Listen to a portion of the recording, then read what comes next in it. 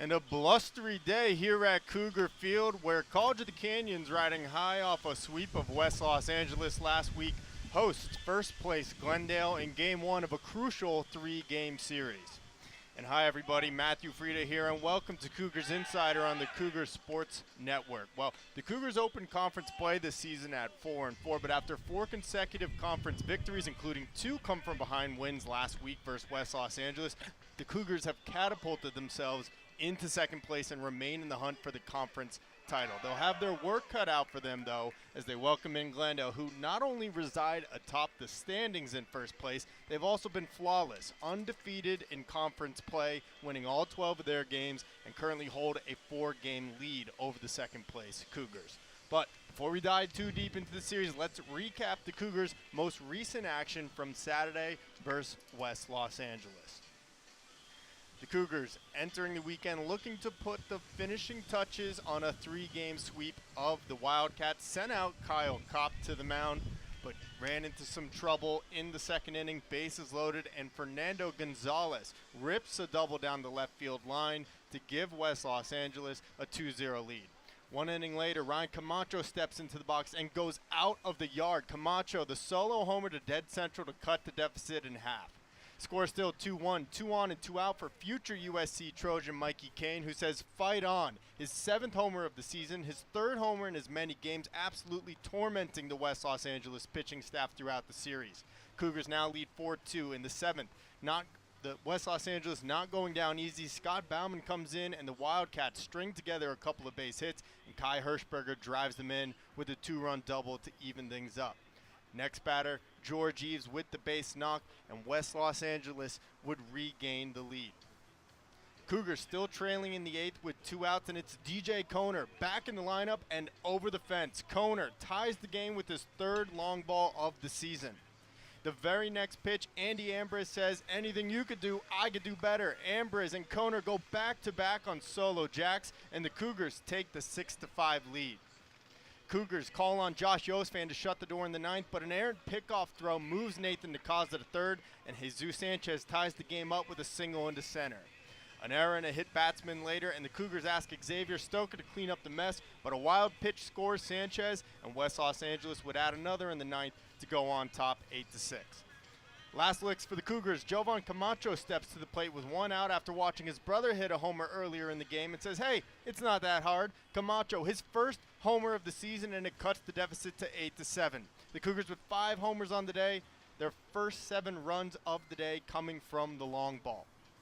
3 batters later, bases full of Cougars with 1 out, nowhere to put DJ Koner, and he draws the walk to force in the tying run. It's a whole new ball game.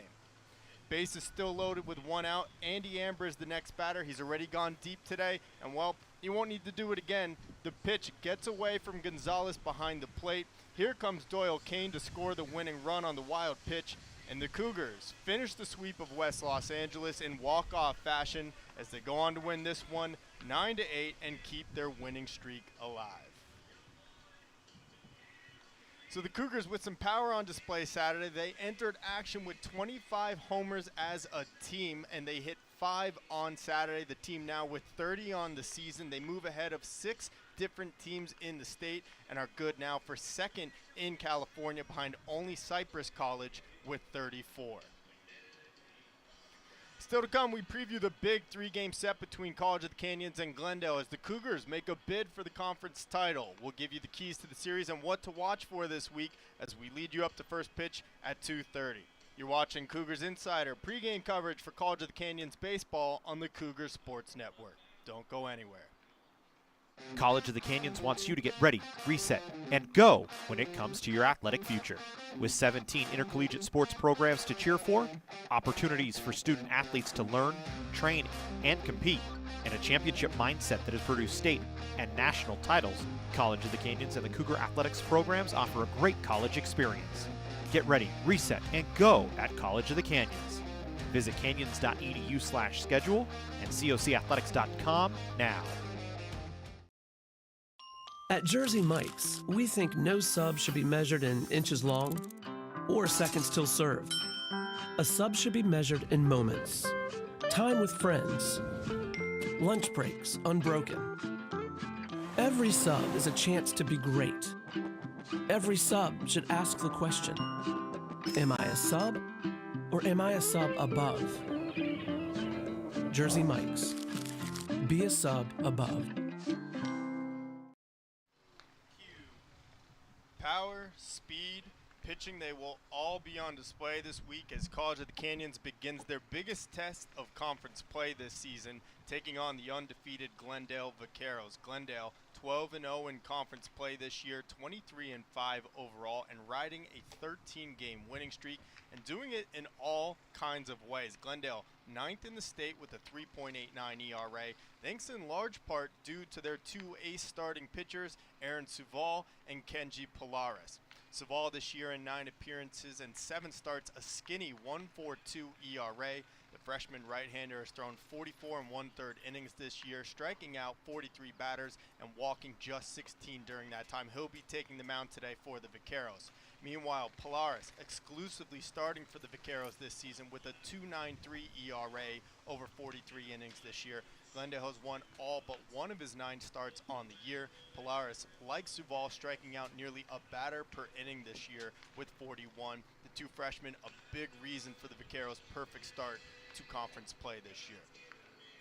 But it's not just been the pitching of Glendale that has carried them this far, it's the team offense as well. They are ranked top 10 in the state in runs, doubles, batting average, on base percentage, slugging percentage, and stolen bases. So a very well-rounded Glendale Vaqueros team here, and it's going to be a real challenge for the Cougars. So let's move on. So College of the Canyons in their playing their best baseball this season are back over 500 on the year, but now they'll have their hands full, and here are the keys to the series for the Cougars. Cougars will have to get to the Vaqueros pitching staff, specifically Kenji Polaris and Aaron Suval. Glendale's two aces have been shutting down opponents all year long. College of the Canyons is going to have to find a way to make Polaris and Suval uncomfortable, drive their pitch counts up, and get into that Vaqueros bullpen. They're going to have to slow down the Vaqueros running game. Glendale, as we mentioned, ranked 4th in the state in stolen bases with 80 as a team this season. The Cougars have struggled all year long throwing runners out on the base pass, allowing 63 stolen bases this year, 10th most in the state of California. COC will have to find a way to hold the Vaqueros close on the base paths. And lastly, put the ball in play.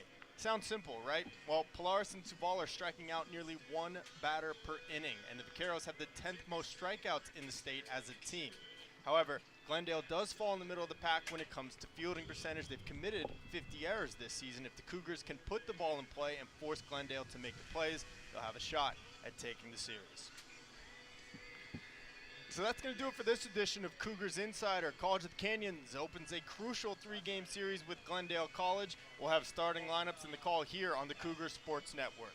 For our entire team here, I'm Matthew Frieda. First pitch between College of the Canyons and Glendale is coming up next. Enjoy the game, everybody.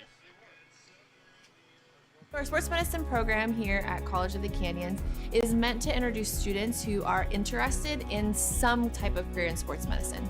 Most of my students are interested in careers as an athletic trainer, physical therapist, or orthopedic surgeon. So when they're done with our program, they will have their Associates of Science. Do you love sports? And do you take satisfaction from seeing someone go from injury all the way back to the sport that they love? Then this is a program you should definitely consider.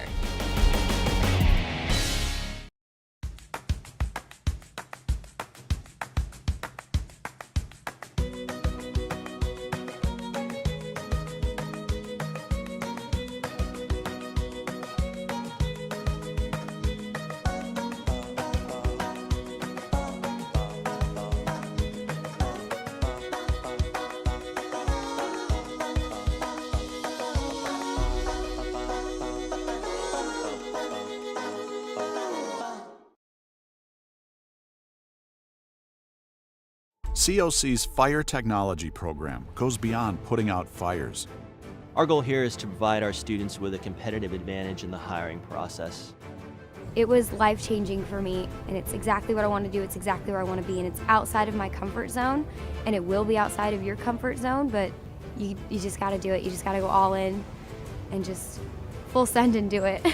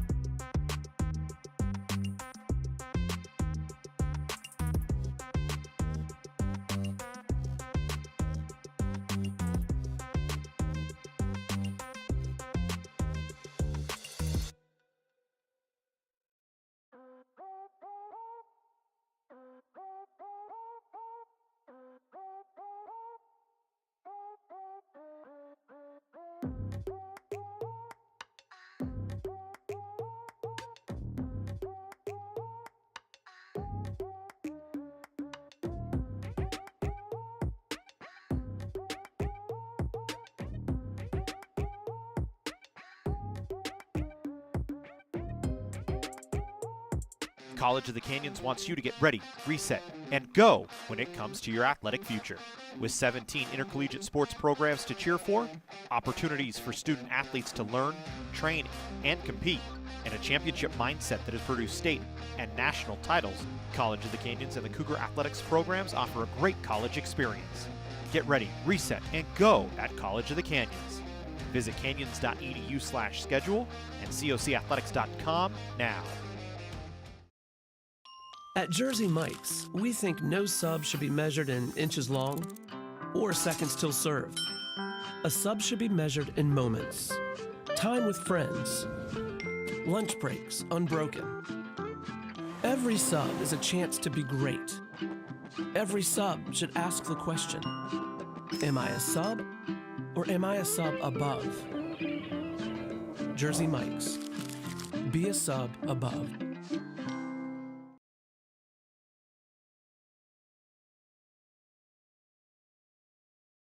Our sports medicine program here at College of the Canyons is meant to introduce students who are interested in some type of career in sports medicine.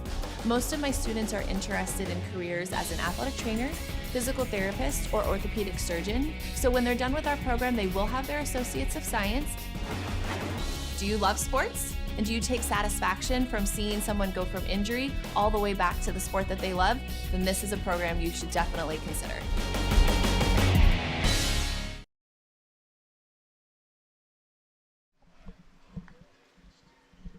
Hi, everybody, and welcome back into Cougar Field as we get ready for baseball here on a Tuesday.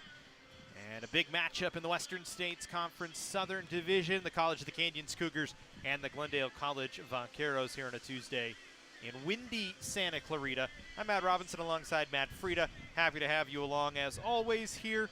Hope you enjoyed Cougar pregame on Cougar Insider here on the Cougar Sports Network. Matt Frieda bringing that to you. Is nicely done as we get ready to get to work here between COC and Glendale. College of the Canyons this year 14-13 on the regular season, just a game above 500, 4 games above 500 though in conference play. They've working on a 4-game winning streak, swept West LA last week, coming into this week trying to continue that winning streak, but it'll be a tough test against a Glendale team that's won 13 in a row, the second longest winning streak right now in the state of California, at least in terms of active winning streaks. 23-5, tied for second best in the state in terms of record as well. So it'll be a tough test for COC today, who will send Albert Prado to the mound to get the start for Chris Cota and the Cougars. Prado 2-1 on the year with a 442 earned run average in 8 starts this season. Has gone 36 and 2/3 innings, has given up 41 hits, 25 runs, 18 earned, walked 17 and struck out 20. As the Cougars wearing their blue uniforms today. They've usually been exclusively in their golds here at home, but going with the blues today to take on Glendale. The lineup for Glendale and Alex Kokol, the head coach of the Vaqueros. Brandon Wynn going to lead things off, the designated hitter. Then Joey Craig, the center fielder in the 2 spot. Julian Jaramillo getting the start behind the dish. Then Adrian Gonzalez, the right fielder in the 4 spot. Hanseo, the, I believe, third baseman, thank you, in the 5 spot. Kenji Polaris in the 6 spot, playing first base today. Then Alex Mills, the left fielder, in the 7th spot. Izzy Madariaga in the 8th spot, playing second base. And Arten Bayagian, the shortstop, in the 9 hole for Glendale. As we bring in Matt Frieda now, as we get ready to go here. Matt, how you doing? Doing very well, and this is going to be a great test for the Cougars this week of barometer and see how they are coming off 4 consecutive conference victories, including the sweep of West Los Angeles last week. They'll have their hands full. Great pitching staff for Glendale, backed by an offense that ranks top 10 in multiple categories. So it's going to be a tough one for the Cougars, but playing their best baseball at the right time. It's going to be a tough day here at Cougar Field as well. The wind blowing in from the north. Flags kind of going towards us right now and in from left field. So it'll make it tough on a nice 83-degree day other than the wind. Sunny out, and it's not feeling much like spring here. It's feeling more like summer as we're getting on it here in April. As we are just about ready to get underway, as Brendan Wynn will step in, batting .372 on the year with 3 home runs and 20 runs batted in. As he's got 35 hits so far this year, has scored 32 runs out of the leadoff spot. He's been the designated hitter for most of the season out of the leadoff spot as he'll face Prado. As first pitch, and we are underway. Over for a strike, swung on and missed. First pitch, 3:33 in the 2:33 in the afternoon, just a little beyond the scheduled start time of 2:30.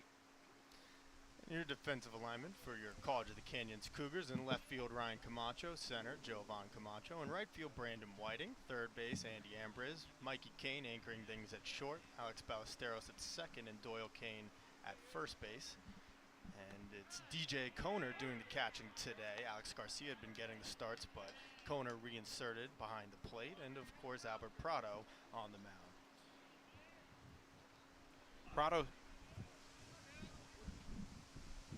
Prado so far this year, as we said, 2-1 on the season. Cougars won his last start out against West LA, a 5-0 win on the road against West Los Angeles. It's usually been the Tuesday starters. He sets down Win on strikes, 1 away here in the first inning. That's a good start for Albert Prado. Batting second, number 7, center fielder Joey Craig. And Prado, we mentioned previously, not exactly a high strikeout pitcher, but 5 against West Los Angeles in his start on Tuesday. Starting out today's game, doing the same thing.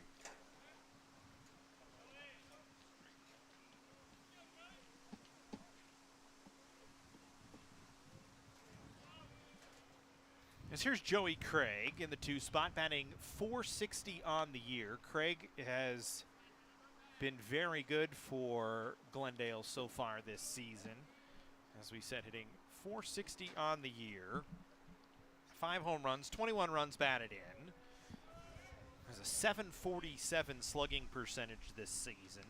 It's been very tough out in the 2-hole, and he gets hit by the pitch. So he'll head down to first. A runner aboard here for West Los Angeles, or excuse me, for Glendale in the first inning. Batting third, number 5, catcher Julian Jaramillo. With 1 away, as Julian Jaramillo will come to the plate. Catcher getting his first start of the year, and it looks like they're going to immediately hit for him.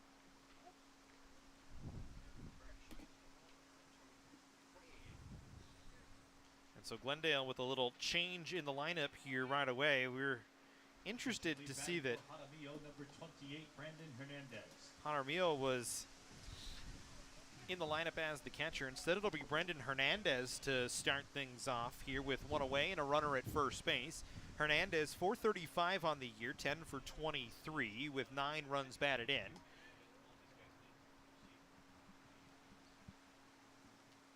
As Prado will work from the stretch with traffic on. Runner fakes at first and takes the pitch. Does Hernandez. It's 1 ball and no strikes. Matt, am I missing something here, or what's going on? I've just never seen something like that. Pinch hitting in the very first inning. I don't know. Maybe a little bit of gamesmanship from Glendale. I'm not sure. I haven't seen any of Glendale's games this year, so I don't know necessarily what the strategy is.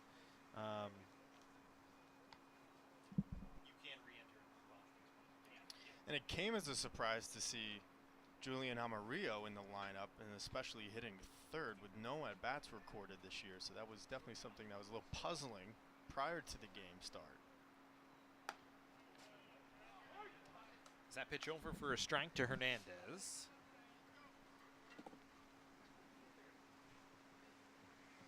I'm not sure, as Jaramillo has been a pitcher for most of the season, so that's where the confusion comes on our end. As we look, Jaramillo has been one of the guys in the lineup on the pitching staff that's gotten a bit of work this year. 8 appearances, 3 starts on the season.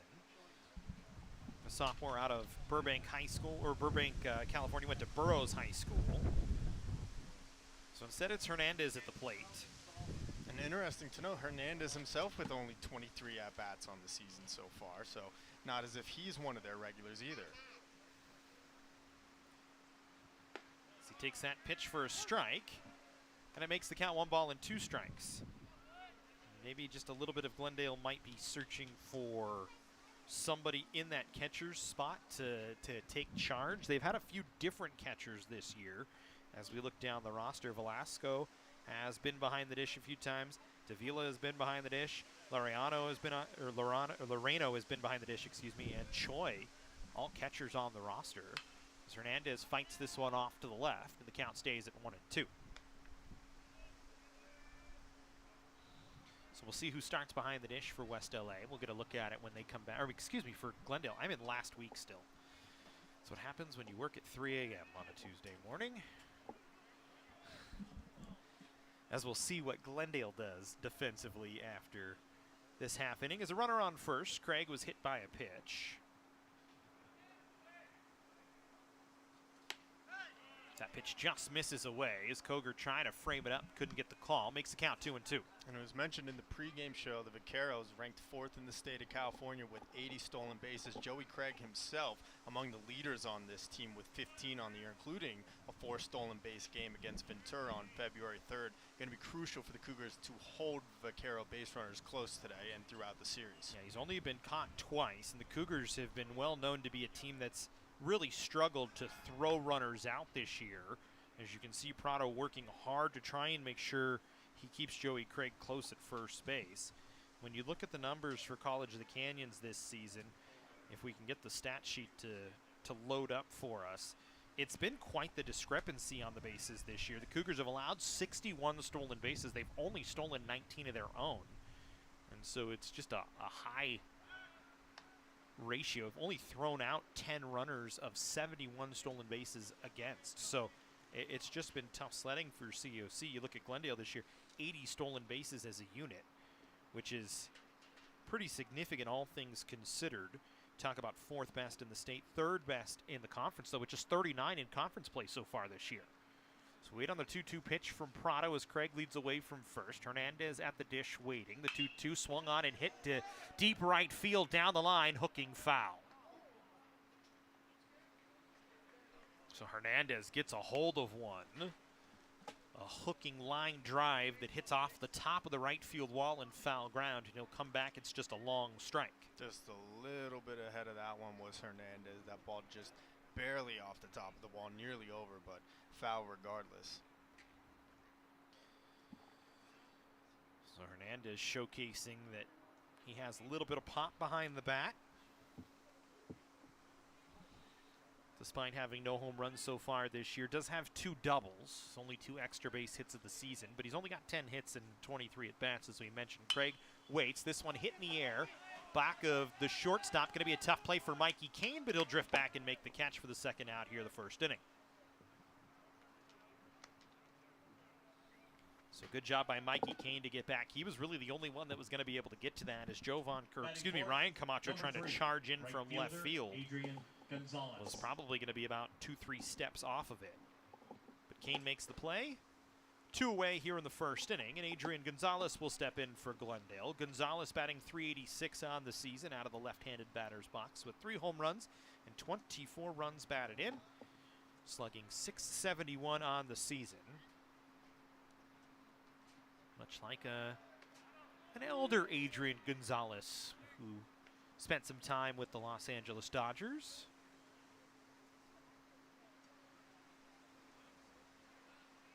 Now retired from the bigs. Glendale's version, the right fielder today, waits as Prado keeping Craig close at first, has thrown over 6 or 7 times, and he comes with a fastball for a strike on the inside corner, and Prado working ahead once again. And Gonzalez has been swinging a hot bat. Multi-hit games in each of his last 3 appearances. 2 hits against Citrus on March 30th. Did it again to Citrus March 31st with 2 hits, and then again 3 hits against them on April 2nd. Running on a 3-game hitting streak during that series as this one gets away from Cougar, and it's going to allow Craig to get down to second base freely. as the ball just kind of skidded away from him. It hit him in the glove, and he just lost it behind himself. So runner in scoring position here for Glendale with 2 away. And somebody you'd like to have up there in Gonzalez, who's got 24 RBIs, tied for the team lead in runs batted in this season, along with Madariaga and Seo, who waits in the on-deck circle. And has driven in a run in 6 of the last 7 games for the Vaqueros is Gonzalez, including a home run in Glendale's previous game against Citrus. The pitch from Prado misses, and it makes it 2 balls and 1 strike. So credit Prado, did a good job keeping Craig close at first here early in the ball game. Very deliberate here today for Prado, who usually is pretty deliberate on the rubber anyway, but extra special care when it comes to runners on base, trying to make sure that they limit Glendale, who's, as we said, has a very good offensive team, from any extra opportunities of runners in the scoring position. As we went on the 2-1 pitch to Gonzalez, swung on and laced foul up the first base line, makes it 2-2. Yeah, Matt, and this is the Glendale team that's not going to out-homer you. I mean, you look at College of the Canyons, 30 home runs, now second in the state of California. Glendale is ranked 29th in the state with 19 home runs, but they're more of a death by 1,000 paper cuts kind of offense where they'll steal bases, they'll put the ball in play. They do lead the league in a couple other categories, so it's certainly an offense that can beat you in many different ways. And you're going to need a good pitching performance all week for the Cougars, as you're going to need to try and keep pace with this very good Glendale pitching staff. You imagine the Cougar offense will get some sort of power going here and there, but today with the wind blowing in, going to make it a little bit tougher here at Cougar Field as the 2-2 pitch swung on, lined into right center field for a base hit. That's going to score Craig from second base easily, and Gonzalez has an RBI single. Glendale has a 1-0 lead here in the first inning.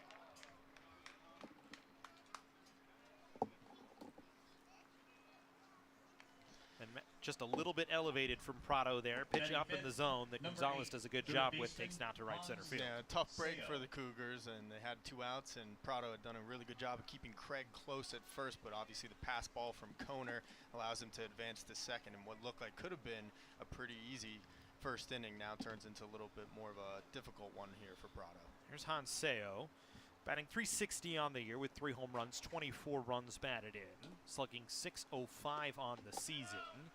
First pitch misses down from Prado. And he works behind the count here to the 4-hitter, or to the 5-hitter in Seo. Seo this season, 8 doubles, 2 triples, 3 home runs. So 13 extra base hits this season. Pretty even on the strikeout to walk ratio, 17 walks, 15 strikeouts on the season. Gonzalez not much of a threat to run at first. 4 for 5 on the bases so far this year. Is that pitch over for a swinging strike? Makes the count 1-1. And despite that, Matt, you have to imagine that a lot of the guys on the Vaqueros have the green light today, knowing how much trouble the Cougars have had throwing out base stealers this year. And obviously one of the strengths of Glendale and one of the weaknesses of the Cougars, you might think that Glendale would like to expose that throughout the series.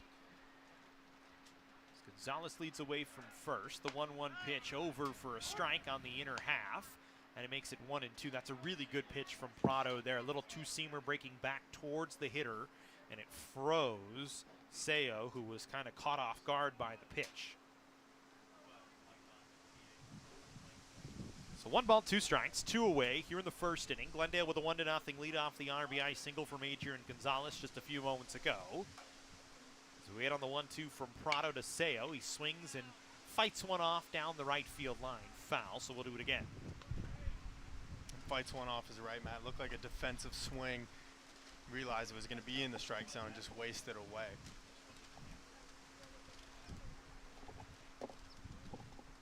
But Prado doing a good job of mixing and matching his speed and his location so far early in this one. He's going to have to go deep into this one, as you mentioned.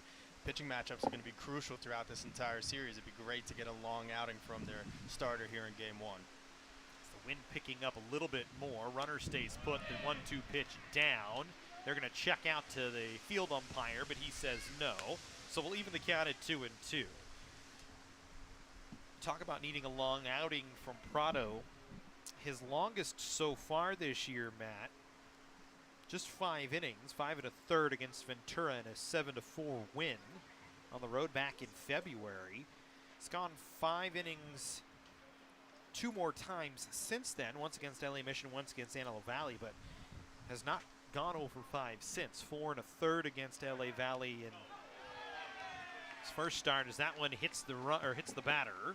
So the second hit batter for Prado is Seo trots down to first base. I don't know if runners on first and second, and Kenji Panares will come in. Kenji Payadas.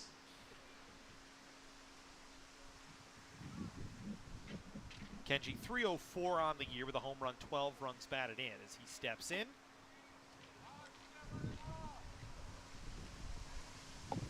Kenji, another one of those Glendale players this year. You look, has been a guy that's pitched, has been a guy that's been solid at the plate. A few of those guys this season that have kind of been all-around ball players this year for the Vaqueros as he waits on the opening pitch of the at-bat from Prado, and Prado hits him in the arm and loads the bases up. So back-to-back hit batters on back-to-back pitches. The Cougars now find themselves in a deeper hole with Alex Mills stepping to the plate. That's going to bring a visit from Ryan Paramo right now to talk to Prado, who had it all working early with a strikeout to win. Hit Craig, got Hernandez to pop up. Looked good through the first 3, had Gonzalez down to 2 strikes, but gave up a 2-strike hit. And now has hit back-to-back batters. And Paramo just going to go out there and try to calm Prado down a little bit here. Still got 2 outs in this inning, just needs to make 1 good pitch to get out of it. And obviously a crooked number here in the first would not be a great harbinger for the rest of the series here. So crucial here now that Prado can settle down and get out of this relatively unscathed.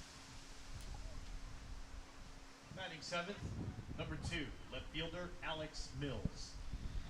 That'll bring Alex Mills to the plate.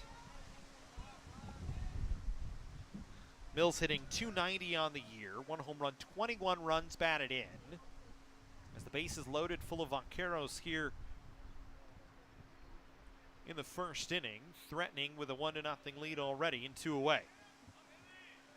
So Prado needs to settle himself in. We'll see if the visit from Ryan Paramo helped out. First pitch offered at and called for a strike against Mills. Makes it 0-1, so Prado comes back nicely with a strike and gets himself ahead in the count.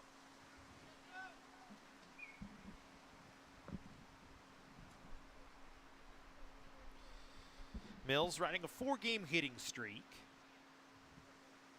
Back-to-back 2-hit games against Citrus on the 31st and the 2nd of April.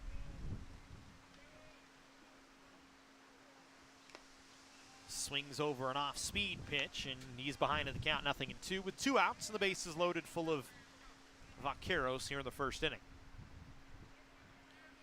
Could be a long one today with the way these offenses go.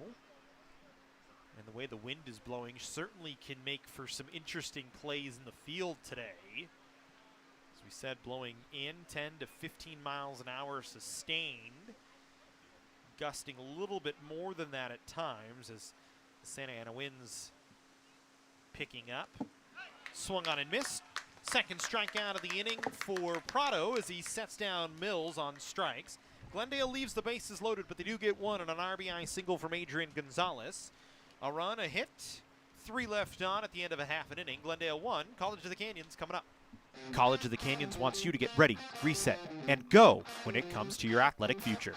With 17 intercollegiate sports programs to cheer for, opportunities for student athletes to learn, train, and compete, and a championship mindset that has produced state and national titles, College of the Canyons and the Cougar athletics programs offer a great college experience. Get ready, reset, and go at College of the Canyons. Visit canyons.edu/schedule and cocathletics.com now. Canyons Athletics homepage at cocathletics.com.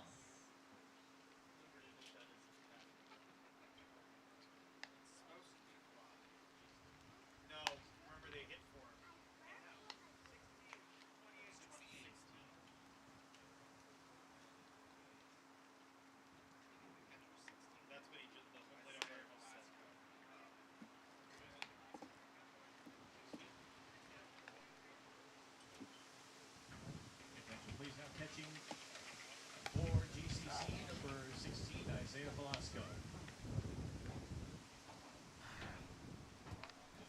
home half of the first inning we go. Cougars trailing 1-0 as it'll be Ryan Camacho, Mikey Kane, and Doyle Kane to hit for College of the Canyons here in the first for Chris Cota's squad. Lineup for COC today, Ryan Camacho in the 1 spot, Mikey Kane in the 2 spot, then Doyle Kane batting third, DJ Cougar, the catcher, in the 4 spot, Tafton Hensley, the designated hitter, then Andy Ambriz, the third baseman, Alex Ballesteros, the second baseman, followed by Brandon Whiting, the right fielder, and Jovan Camacho is doing the catching here today as they will face Aaron Suval, 3-0 on the year with a 1.42 earned run average and 44 and a third innings pitched. 37 hits, 18 runs, 7 earned, 16 walks, and 43 strikeouts. This will be his 8th start of the season. As Camacho standing in, batting .313 on the season with 3 home runs, 15 runs batted in, takes a called strike, and the count is even at 1-1. And defensive alignment for Glendale. In left field, Alex Mills. In center field, Joey Craig. Right fielder is Adrian Gonzalez. Third base, Hans Seo. At shortstop, Artin Biagian. At second base, Izzy Madariaga. And at first base, Kenji Pilares. As the leadoff single for Camacho out into right field, takes the pitch the other way. And the Cougars with the leadoff runner aboard here in the first inning. And a good start for the COC offense here against Saval. Mikey Kane. As that'll bring the shortstop Mikey Kane in. Mikey has been the best hitter in the Cougar lineup pretty much from the word go. Missed the first 3 games of the season. Since then has played every game, batting .363 on the year. 7 home runs, 32 runs batted in to lead the squad. Oh, by the way, he's on a 16-game hitting streak as well as he stands in and faces Saval here in the first with a runner on first. Swings at the first pitch and fouls it away. Behind the count, 0-1. And what a matchup this is here between Suval and Mikey Kane. Suval has been absolutely dominant this year for Glendale. Meanwhile, Mikey Kane, as you mentioned, big hitting streak, 3 home runs in his last 3 games.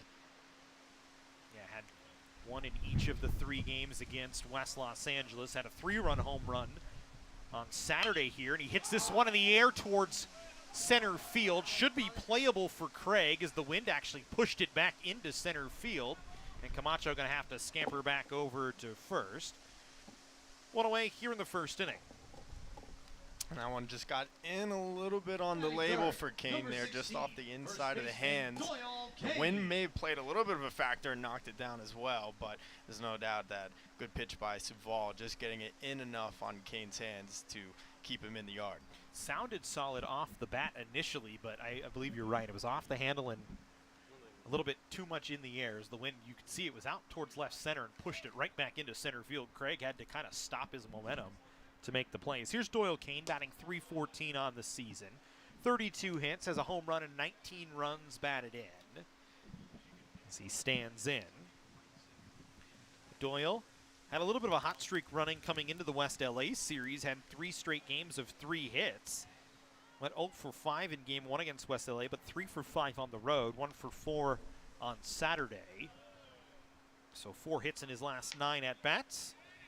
And pretty hot, all things considered, minus that 0 for 5 game in a 6-5 Cougar win.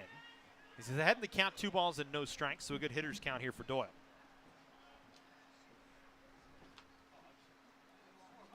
Suval going to quickly throw over to first and check on Ryan Camacho. Camacho just 1 for 1 on the bases this year. Again, COC not a heavy stolen base team this season. They do not do a lot of running. Only 19 stolen bases on the season for the Cougars. Most of those coming in conference play. As this one fought off foul off to the right. Makes it 2 balls and 1 strike. Cougars 13 of their 19 stolen bases in conference play this season. But just not doing a lot of running this year. This is game 27 for the Cougars or 28 for the Cougars this season. Conference game number 13 for both these teams. It's Camacho, a head-first dive back into first. Is Suval making sure to keep him close. Yeah, Matt, and Glendale has allowed just 33 stolen bases on the year, so you're looking at a weakness versus strength for each team, and it probably wouldn't be a beneficiary move for the Cougars to be too active on the base paths this series. Wind picking up even more now. The gusts are heavy, and Kane fights this one off to the right, and it evens the count at 2-2. Talked about it was 10 to 15 miles an hour sustained. And we'll keep an eye on the wind as the day goes on. I think it's supposed to pick up, as we said. Santa Ana's blowing gusts up to 20 right now. That's actually going to drive the temperature up this week. So if you join us on Thursday for softball, we're expecting temps actually in the mid-80s Thursday, Friday, and Saturday. So it'll be warm the next few days here in Southern California. Hopefully the wind will go away, though, make things a little bit nicer for some ball. Is this one fouled away again by Doyle Kane? So the count stays even at 2-2. I'll be sure to bring my tanning oil for those games, Matt. Get a little head start on my first coat of the summer. I don't have any comment for you on that. There's nothing necessary to say about it. So we wait on the 2-2 pitch here to Doyle Kane. Camacho leading away from first after the leadoff single. That pitch misses down and away. Good job by Velasco to keep it in front. And the count now 3-2 with one away here in the first inning. A good first inning for the Cougars, if nothing else, to drive the pitch count of Suval up and try to get into this Vaqueros bullpen here. Suval has been absolutely dominant. Polaris, their other ace starting pitcher, the same thing. It's going to be crucial that the Cougars can knock these two guys out early whenever they're on the mound. Runner in motion on the 3-2 pitch. Camacho steals second base, but Kane down on strikes. So the Cougars will put a runner in scoring position. First strikeout of the day for Suval. 2 down here in the first. And DJ Cougar coming to the plate. Batting fourth, number 11. And if nothing else, you like to see the Cougars being a little aggressive here in the first, fighting fire with fires. The Vaqueros probably will be active on the base paths as well. Good jump for Camacho there. Puts a runner in scoring position for Koner. Cougar batting .268 on the year, a home run and 12 runs batted in as he takes the first pitch over for a strike and falls behind in the count. Here's Suval working ahead. So we send for Suval this year 3-0, 7 starts on the season coming into today. So this is his 8th of the regular season.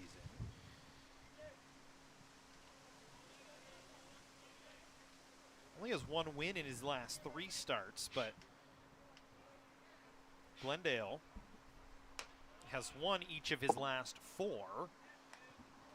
The last loss for Suval actually came against Santa Ana, who we saw here at Cougar Field. That was actually March 1st, the loss against Santa Ana, in a high-scoring game, a 15-13 game on the road, as the Dons a very good team this year as well. Dons actually took 2 games off of Glendale in that little series that they played. Dons won an 18-7 game and a 15-3 game. One of the few blemishes on the Glendale record this year, as they've only lost 3 games, or I think it was what we said 5 games this year, 23-5 on the season. Lost a game to Palomar.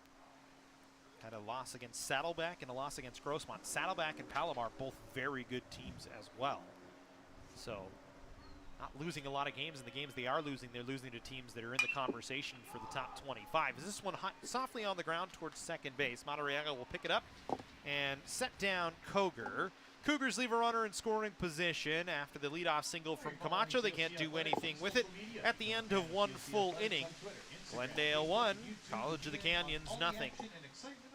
At Jersey Mike's, we think no sub should be measured in inches long or seconds till served. A sub should be measured in moments. Time with friends. Lunch breaks unbroken. Every sub is a chance to be great. Every sub should ask the question, am I a sub or am I a sub above? Jersey Mike's. Be a sub above.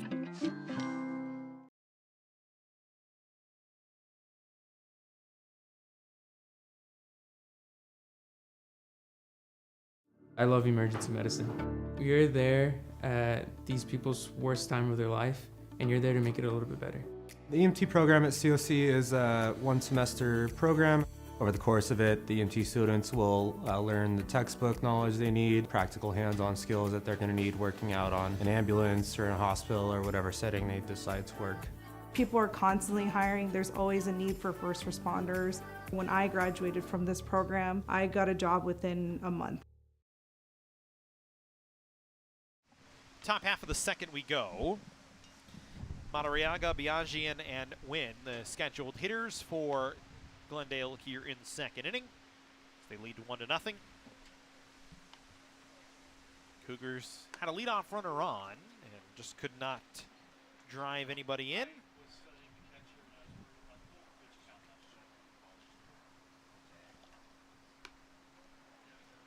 So now you ask Prado to get you back in to hit here in the second. Number 12, second baseman Izzy Madariaga. Yes. Here comes Madariaga batting .305 on the year with 2 home runs, 24 runs batted in for Glendale.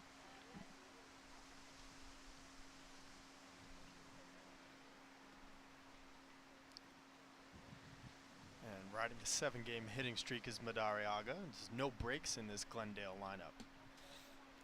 There really is not. They've been so good top to bottom this season. You're asking a lot of Prado, especially to keep pace with Suval, who's, as you said, very slim on the ERA front, just a little over a buck. He's been very good, a high strikeout to walk guy as well. So you really press Prado, the freshman, into heavy service today. As you face a Glendale lineup who really, outside of Mills and Biaggi and everybody hitting above 300 this year, at least that's in the starting lineup. Is that pitch over for a strike? So the count even at 1-1 to Madariaga. Sorry, 0-2 to Madariaga. He fouled the first pitch away. Thank you.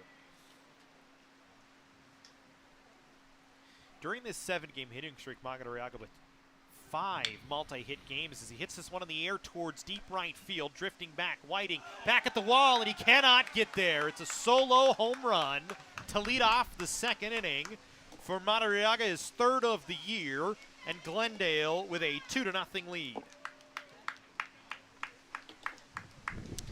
Yeah, and that one got out in a hurry, Matt. That was just a line drive laser over the right field fence. Camacho, or Whiting rather, gave it a good effort. It looked like he might have actually come down with it for a second there, but by the time he got back to that fence, it was basically going over his head already.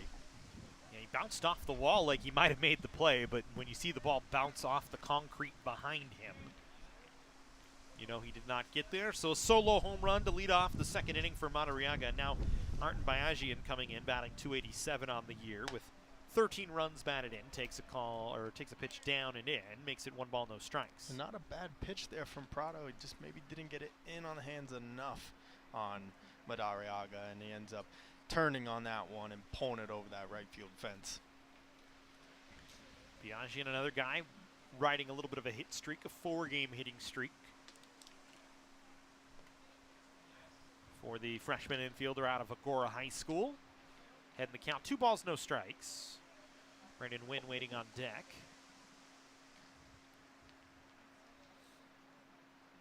So, I mean, if you're going to get burned on home runs, you'd rather it be solo home runs, and that's what Prado allows. Was a pitch away from getting out of the first without any damage.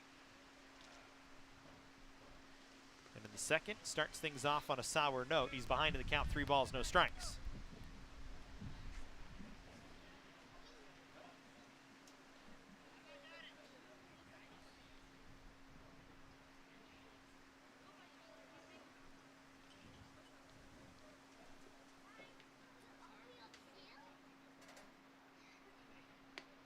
Over for a strike on the outer half, makes it 3-1. Really, if you're Prado, you just need to try and put the ball in a position to let your defense make a play. Not a guy that's struck out a lot of batters this year, just 20 strikeouts in 36 innings. Make it 22 now in 37 as he hits his 4th batter of the ball game. As he catches Biagian on the hip.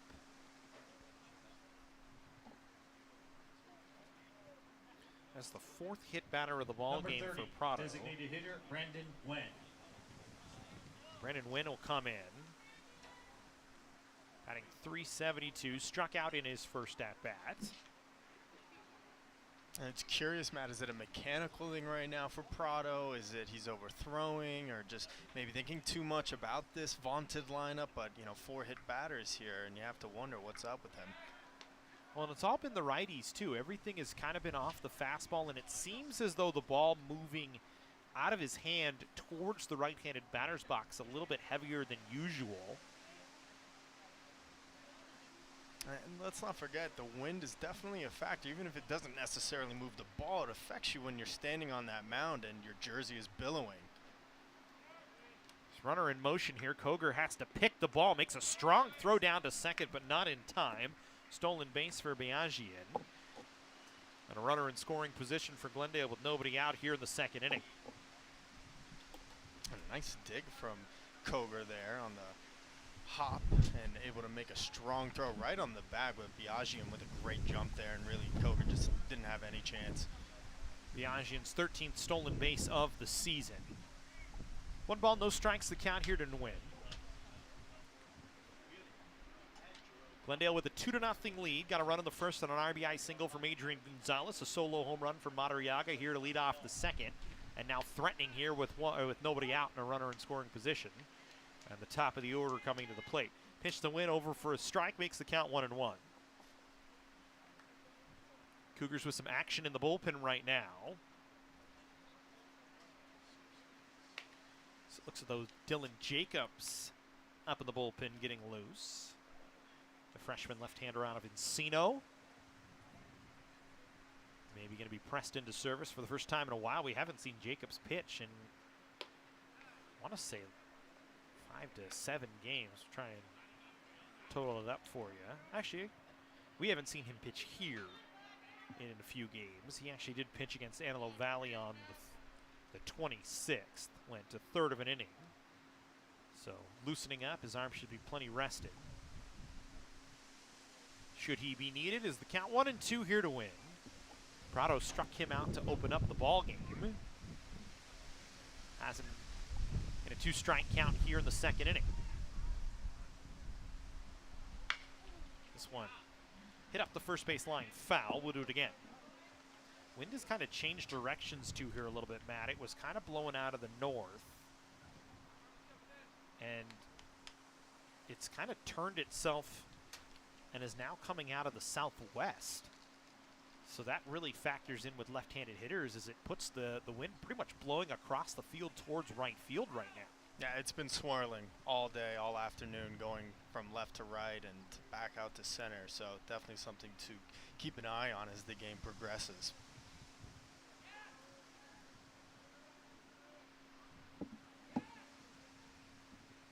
It's the 1-2 pitch to Win, fouled away, makes it a 1-2 count once again.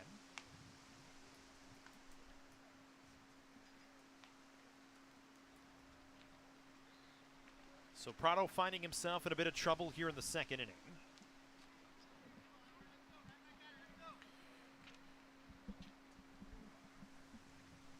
Went on a 3-game hitting streak himself. 5 hits in the Citrus series and 13 at-bats.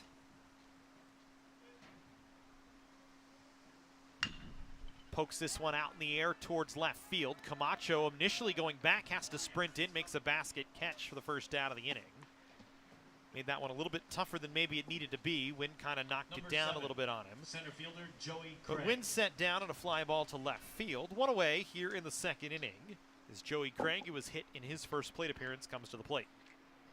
Nice recovery from Ryan Camacho out there. As you said, Matt was going back and to his left, and then saw maybe the wind took a hold of that one like we were just talking about, and ends up coming in and making the shoestring catch. One down here in the second. Craig still batting .460 on the year, still has 5 home runs, still has 21 RBIs, still has 40 hits on the season, but has scored 37 times now after he scored in the first.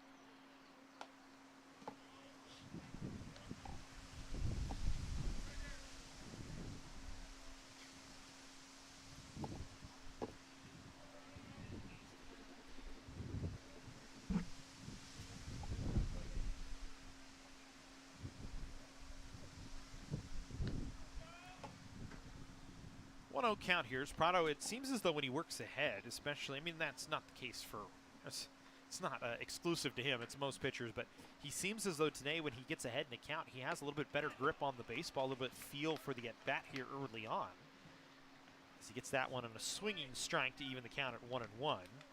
But it seems like most of the problems he's run into is when he's far behind trying to press a little bit, and that's why he's kind of running balls in on right-handed hitters. Yeah, maybe trying to take away the inside part of the plate from the right-hander, and that's why he's ran it in a little bit too much with that two-seamer he has and ended up hitting a couple of these batters here so far this afternoon. So 1-1 count here to Craig. Leading away from second base is Biagian. Cougars kind of keeping an eye on him, but not too tightly as the pitch misses up. Makes it 2 balls and 1 strike. 2-0 Glendale here in the second inning. Got an RBI single from Gonzalez in the first, a solo home run to start in the second here from Madariaga. Working with a runner in scoring position and 1 away.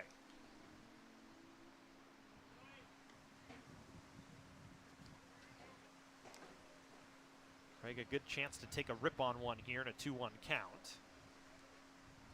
As he waits on the pitch, swings and fouls it straight back to the screen. We'll settle things at 2-2. And we've really only seen exclusively 4-seam and 2-seamers from Prado so far. Not many breaking balls thrown so far this afternoon. So see if maybe he pulls that one out now.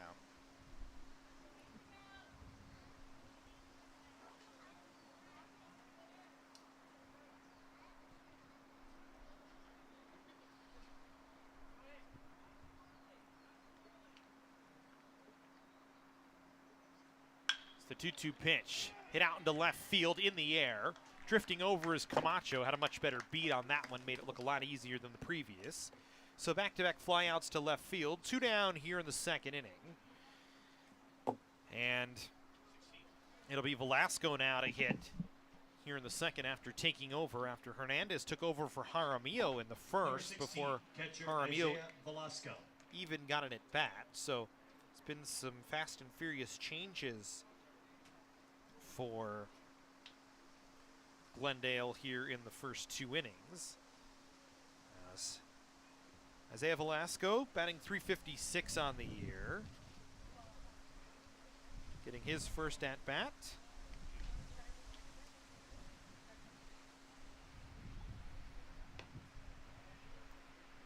Matt, I'm going to be writing Isaiah Velasco's name in pencil on my score sheet because I have a feeling that Glendale might be making another change at catcher as the day goes on. They may very well. I'm out of spots. We had Julian Jaramillo, Brandon Hernandez, and now Isaiah Velasco. I have no choice. That's why you got to get tricky. You got to write things in different places, man. We'll teach you yet.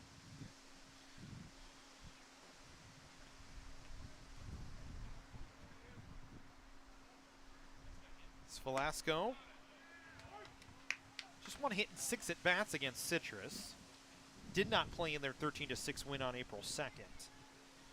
Went 0 for 3 on the 31st and 1 for 3 on the 30th. 16 hits and 45 at bats this season. Struck out 9 times, walked 6 times. He's driven 11 runs so far this year. So he waits on the 1-1 pitch as Prado a couple of pitches maybe away from getting himself out of an inning without giving up more than just the solo home run as that pitch misses up. Velasco was trying to call time before the pitch, and it was not granted to him by the home plate umpire. And it turned out good for him as the pitch missed up. Yeah, Prado didn't get that call, but a nice show-me breaking ball there. The first I think we've seen from Prado this afternoon. Just barely missed the inside part of the plate, but establishing that breaking ball now, and maybe can go back to it later in this game. It's 2 balls and 1 strike with a runner on second base and 2 away. The fastball misses away, makes it 3-1. Here to Velasco with Gonzalez, who had the RBI single back in the first, waiting on deck. Biagian staying at second base after the stolen base. Both Wynn and Craig unable to move him up to third. And now Velasco trying to pick up a big 2-out hit. And has a good count to do it in at 3-1.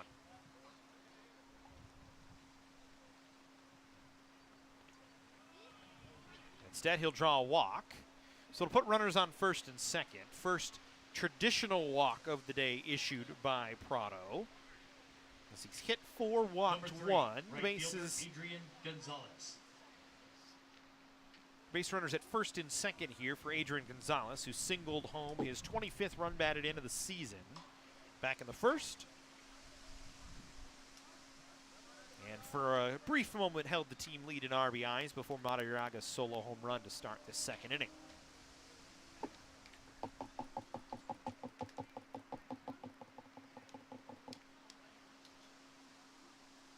When favoring the lefties at the moment, kind of swirling around but mostly blowing out to right field.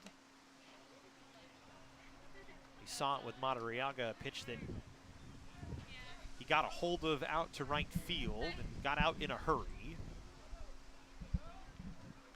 Gonzalez certainly a guy can do the same thing with 3 home runs on the season. And Cougar Field, traditionally a launching pad, really. We see a lot of home runs here over the history of the field, over the history of the ballpark. Not the biggest ballpark in the world. This one lifted in the air, playable in shallow right field. It's going to be a long run, and unable to make the play was Whiting, so a run will score. And Gonzalez into second base. You can try and plug in right up here, see if there's a spot on that. On that, or actually you can try and plug in if there's a space here. See if there's a space up there. Otherwise, it's up there. Number 8, third baseman. So it's a fly ball double for Gonzalez. Makes it 3-0 in favor of Glendale.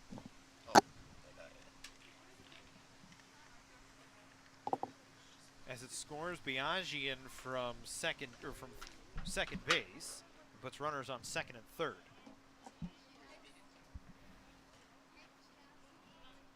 That was just a strange play all around, as this one hit in the air towards left. Should be playable for Camacho. Looks like he's got a beat on it, will make the catch. So Prado gives up 2, one off a solo home run, one off a fly ball that should have probably been an out, but instead goes down in the books as a line drive double for Gonzalez. And Glendale has a 3-0 lead as we head to the home half of the second inning here from Cougar Field. At Jersey Mike's, we think no sub should be measured in inches long or seconds till served. A sub should be measured in moments, time with friends, lunch breaks unbroken. Every sub is a chance to be great. Every sub should ask the question, am I a sub or am I a sub above? Jersey Mike's, be a sub above.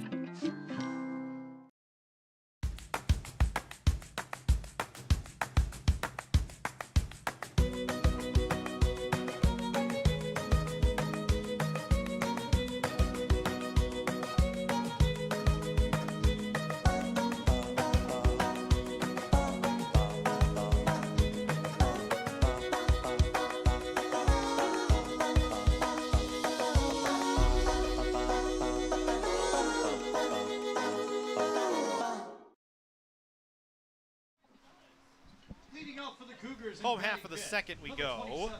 Cougars trailing by 3. The offense needs to get busy here against Saval.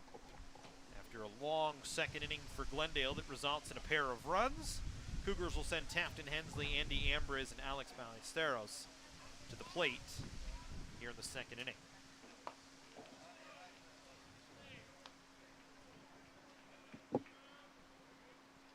Hensley batting .341 on the year, 8 home runs to lead the Cougars, 30 runs batted in, second on the team in RBIs, slugging .720 this season. Taff has been in and out of the lineup over the last few games. As this one hit down the line and right, foul, so we'll come back and do it again. Only played in 1 of 3 against West LA, played in all 3 against Antelope Valley and LA Mission, but only played in 1 of 3 against LA Valley. So like we said, been kind of in and out, up and down in the lineup. But still a very dangerous bat, and very nice to have him in there in the designated hitter spot here against Saval. As he waits on the 1-1, this one hit in the air towards right off his hands. Gonzalez out there camped under it will make the catch. One down here in the bottom half of the second inning. Batting sixth, number 15, third baseman Andy Ambrose. Will bring us Andy Ambrose, the third baseman, batting 297 on the year with 3 home runs, 23 runs batted in. 30 hits on the season for Andy. 2-game hitting streak, has hits in 6 of his last 7. But all of those just single hit ball games, and if you look even further back, his last 2-hit game back against Cyprus on March 3rd. Hits in 10 of his last 12, but all of those, just like we said, single hit ball games. Was at the plate, though, for the wild pitch that was a walk-off the other day against West LA.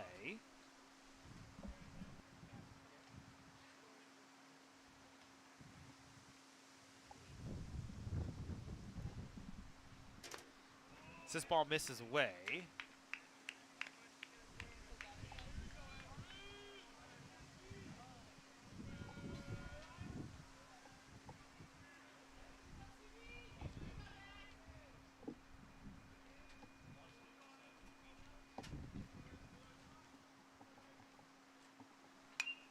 Ambrose fouls that one back, makes it 2-2.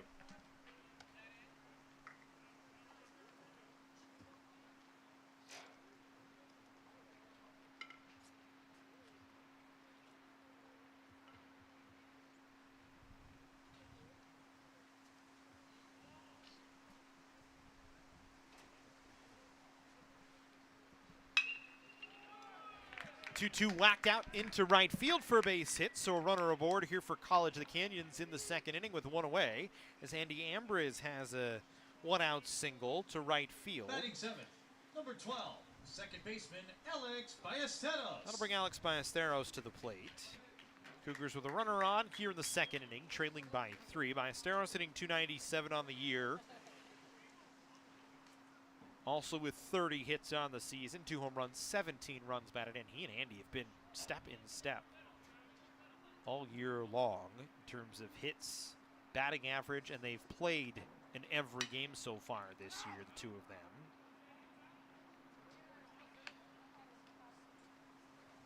Andy has started most every game at third this year. Alex started the season as the shortstop, but that was just for the first 3 until Mikey Kane came back. And has since slotted over at second base. Slowing down a bit as of late. Was on a bit of a nice hitting streak as he'll get new life. Is missing this one was Payares. And it'll bring Ballesteros back to the plate in an 0-2 count. He gets new life on a ball that probably should have been caught.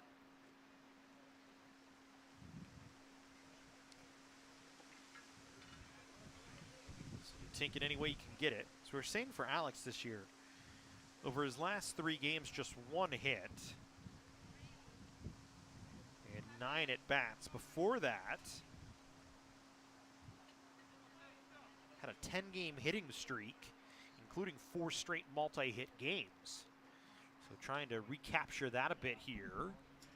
With a runner on and 1 away here in the second inning. Saval's pitch misses outside. Velasco trying to frame it up, didn't get the call. Makes it a 1-ball, 2-strike count. Glendale this year, the second longest active winning streak in the state of California. Only Alone has a longer one at 25 games. Vaquero is also tied for second in win total in the state of California. Feather River with 23, as well as Glendale in second place. Alone with 27 this year. And somehow, despite all those accolades that we've discussed throughout the game for Glendale this season, only ranked 5th in the state of California, behind Saddleback, behind Folsom Lake, behind Santa Ana.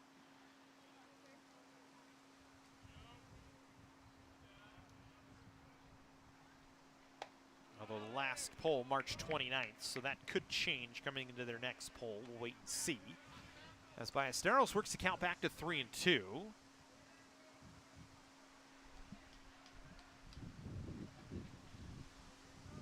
So the miscue by Payares.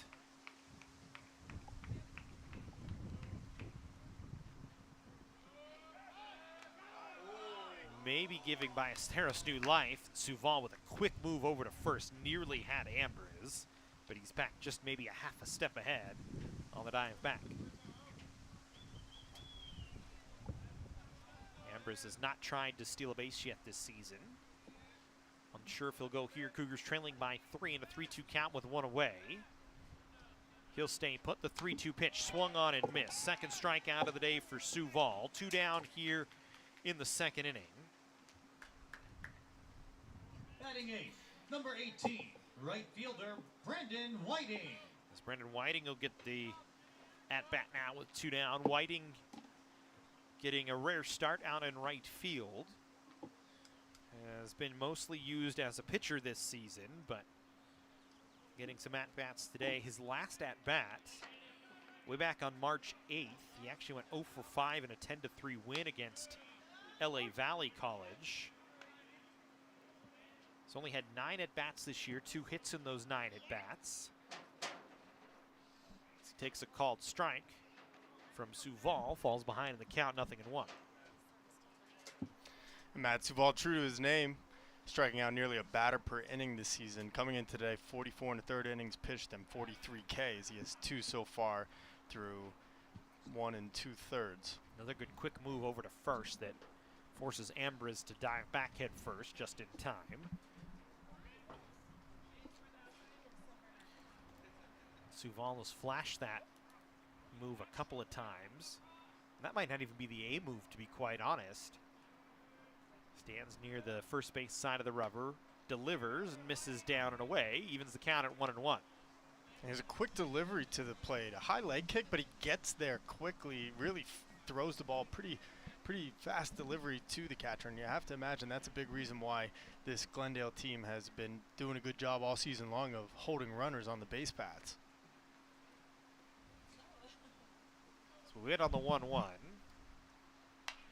Whiting fouls it into the screen, back behind the dish, makes it 1-2. You are right, he's very quick to the plate despite the high leg kick.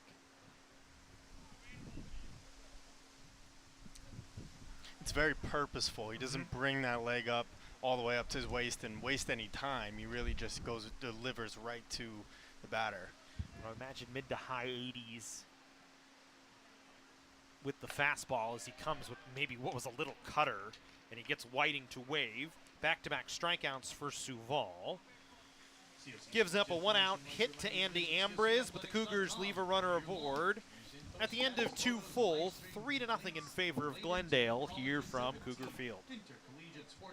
The new media journalism program focuses on hands-on training for up-and-coming multimedia journalists.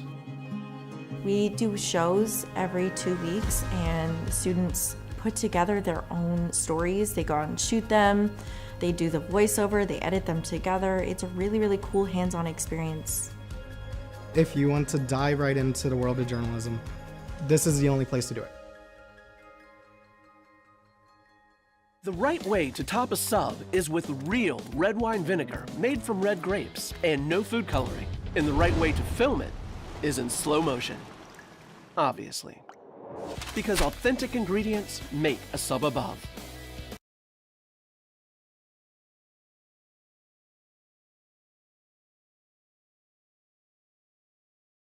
Boom. Welcome back in Cougar Field. We go to the 3rd inning. Cougars trailing 3-0. Glendale with 1 in the first, 2 in the second. Cougars held off the board so far. As Prado back out there, we'll face Polaris, Mills, and Madariaga here in the 3rd inning.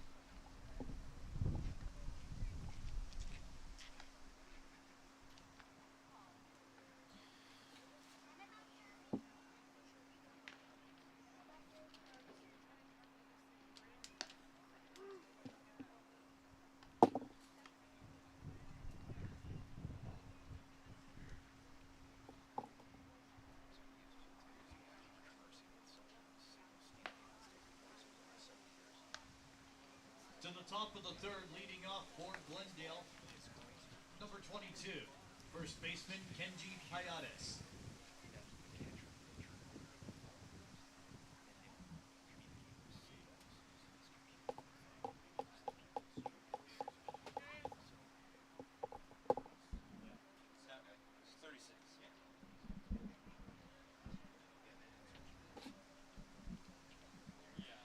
So Prado will go to work. Polaris, Mills, and Madariaga. As Polaris is hit by a pitch. One of 4 hit batters so far in the ball game for Prado. As he tries to settle himself in here in the third.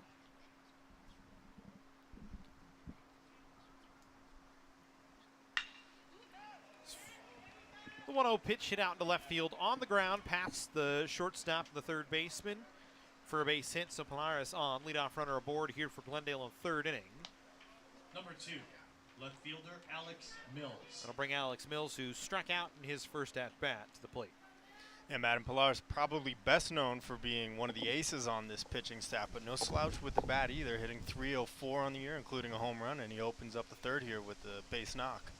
18th hit of the season for him, as he's been limited in at-bats when he's not pitching. He's in the lineup. When he's pitching, he's usually not in the lineup. Let him focus on doing his job on the mound. And it seems as though that's becoming more and more normal as we start to see guys in the big leagues that have done that a little bit, most notably Shohei Ohtani, pitching, hitting, playing the field, designated hitting at times. And so you can see some college teams have a little more willingness to allow pitchers to hit and play the field when they're not pitching. And it's something for maybe about the last 10 years has kind of been lost on the game. Yeah, Matt, and you'll find at this level and even lower levels, Little League and high school, usually the pitcher is also the best athlete on the field, and that's typically why they will also be your number 3 hitter at times. This pitch misses inside. 1 ball, 1 strike, the count here to Mills. I mean, the specialization in positioning has really started to show up, as especially in college baseball, even at the varsity high school level over the last 10 to 15 years. But maybe, as again, like you said, starting to turn back around. You're starting to just find athletes in places and let them go to work. As runner was in motion, the pitch fouled away by Mills. Makes the count 1-2. I wonder if that was a hit and run call there from Glendale, because Polaris had a tremendous jump there. Easily would have had second base stolen, but Mills obviously electing to swing anyway and fouls it off. I would suspect it may have been. As a hitter, you're taught to have an eye of where the base runner is and if he got a good jump. It's hard to do because you're focusing on the pitch and the delivery from the pitcher, but you usually have a sense of how good of a jump the runner got, and that would have been a situation where you might have wanted to take if not for the hit and run call. Polaris back in motion once again, and again, this time Mills fouls it further up the third base line. It's another really good jump from Kenji over first base. And goes back to what we were saying earlier, perhaps one of the better athletes on this team, not just a pitcher. I mean, showing incredible speed here on these 2 stolen base attempts, if not for the foul balls. And surprisingly does not have a stolen base yet this season. Doesn't have a huge lead, but has got 2 really good jumps off of Prado. We'll see if he goes 3 for 3. Instead, Prado decides to check him and keep him close. And Matt, I suspect it's something that the Glendale coaching staff was very aware of coming into this series and believes it's something they can exploit when it comes to the Cougars, their inability to throw runners out. And I'm sure it's something Chris Code and the Cougars game planned for as well. Runner not in motion this time. Down on strikes is Mills for the 2nd time today. First out here of the 3rd inning. It's the 3rd strikeout for Prado in the ball game. 1 away, and Izzy Madariaga, who had the solo home run to lead off the 2nd inning, 12, stepping in. Second baseman Izzy Madariaga.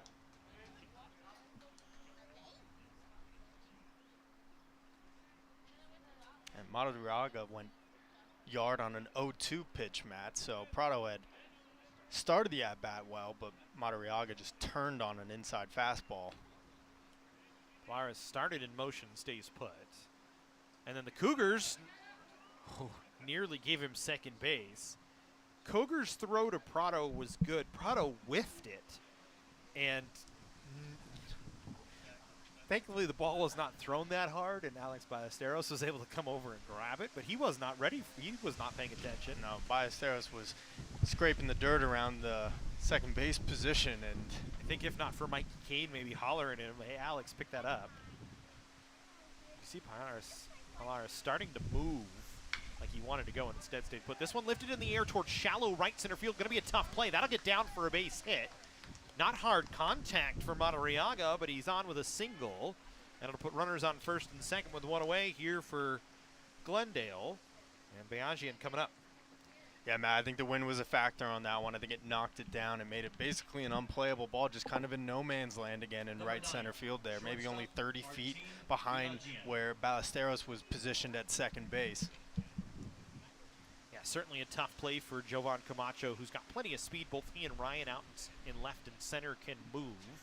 Whiting, decent speed for a guy that doesn't get a lot of time in the field as well out in right field, but the wind certainly changing where the positioning is. As you can see, center fielder Camacho, the left fielder Camacho, both much more shallow. It's hard probably to see on our camera angle, but for us here, we can certainly tell they're maybe about 15 steps in from where they usually play here at Cougar Field.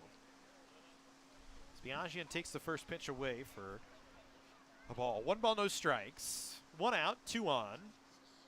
Single from Polaris to open up the inning. Madariaga with a looping single out to right center field with 1 away.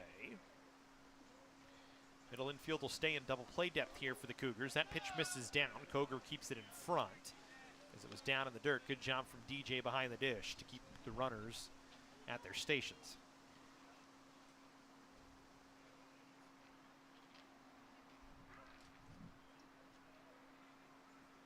Biagian has hit in 12 of his last 15 games, including a 4-game hitting streak he's on right now. So like we said earlier, really no breaks in this Glendale lineup.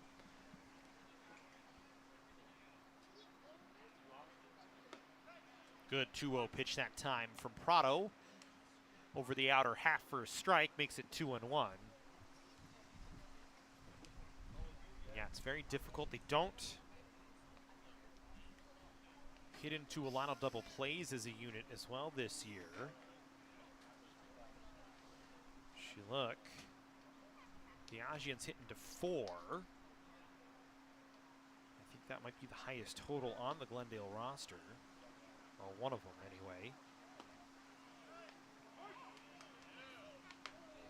Because they've only hit into 8 double plays this season. As we said, Biagian's hitting to 4. Madariaga's hitting to 3. Oh, that can't be right. I think that number's wrong.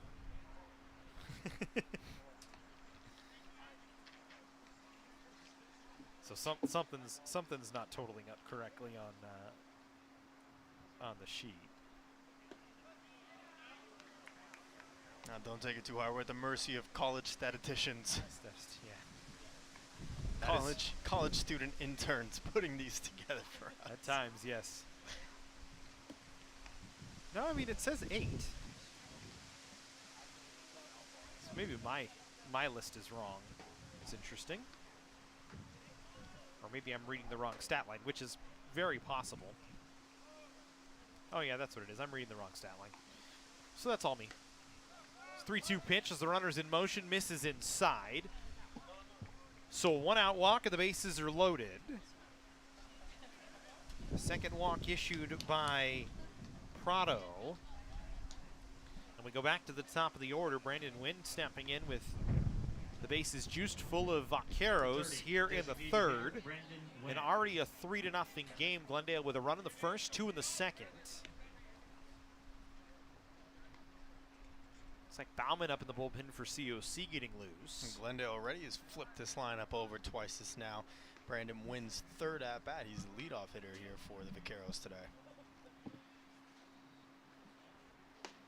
It's Polaris at third, Madariaga at second, Biagian at first. And the opening pitch to the at-bat to Win misses for a strike or ball. So again, Prado working behind. Prado nearly hit win with that pitch. Almost walked in another run. Would have been his 5th hit batsman of the afternoon already. It's the 1-0 pitch on the way, misses away. Just kind of lost that one out of his hand. Never really had a chance to get to the zone. And he's well behind here. And so now win and a hitter's count can do some damage. With just one away and the bases loaded here in the 3rd inning. I have to wonder if the wind is a factor for Prado, just making him a little uncomfortable on the mound. As a player myself, when I played, it's a little uncomfortable to have that wind billowing in your jersey. Good pitch that time, and Wynn fouls it away. Off to the left, makes it 2-1. I mean, it certainly plays a factor, especially with the way the wind has been moving today, and it's gusting up near the 20-mile-an-hour mark at times. Although it's been worse here in Santa Clarita, so it's a relatively decent wind day today in terms of strength of gusts, but still it's been pretty steady at about 10 miles an hour since the opening pitch at 2:33 as the 2-1 pitch misses down. And you're certainly right too, here in Santa Clarita with the wind and blowing through your jersey, not something necessarily you're completely used to. But you look to a guy in Albert Prado who went to Burroughs High School, so just up the road by about half an hour, and it's just as windy in Burbank today. It should be something he's pretty used to at this time of year. Is this one hit in the air? Skied to right. Whiting going back at first will come in and make the catch. The throw to the infield going to be cut off by Kane, so it's a sacrifice fly ball for Wynn. Glendale adds a run. 2 runners move ahead as Madariaga heads to 3rd. Mares scores from 3rd. Leagian stays at 1st, and Wynn drives in a run.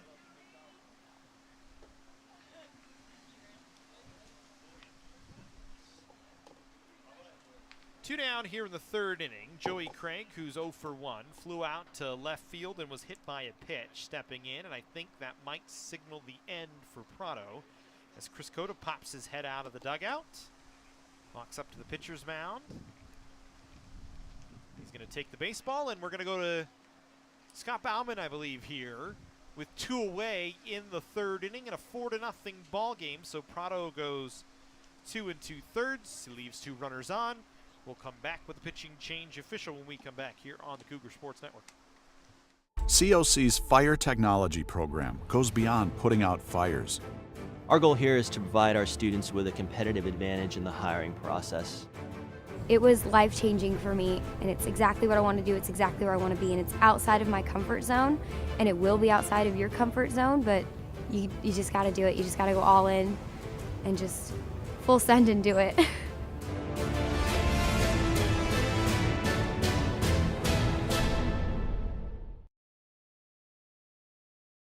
If our turkey had a resume, it would say it's 99% fat-free, filler-free, and raised without antibiotics. But our turkey already has its dream job at Jersey Mike's. Premium meat makes a sub above. So Scott Bauman will take over. Second straight appearance for him. Faced 2 batters on Saturday against West LA and had a rough one. Gave up a couple of hits, a run. Never good when your ERA says INF next to it after an outing, but he'll come in to try and go back to work today with 2 away. And 2 on Bauman. 0 for 3 this year. This will be his 12th appearance of the season. 28 innings pitched, 13 strikeouts, 23 walks. Has given up 8 doubles, 2 triples, and 7 home runs. 33 earned runs allowed this season is the ERA at 10.61. And opposing hitters hitting .392 against him. He'll face Joey Craig. And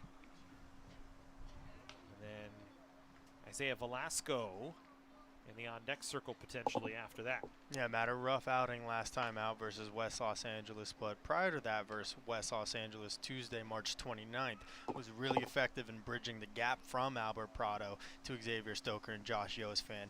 He went 3 1/3 innings and gave up 4 hits and also just 1 earned run. So a huge part of the opening series win against West Los Angeles. Really asked for the same from him here today. It's a big at-bat here against Joey Craig, who's 0 for 1 today.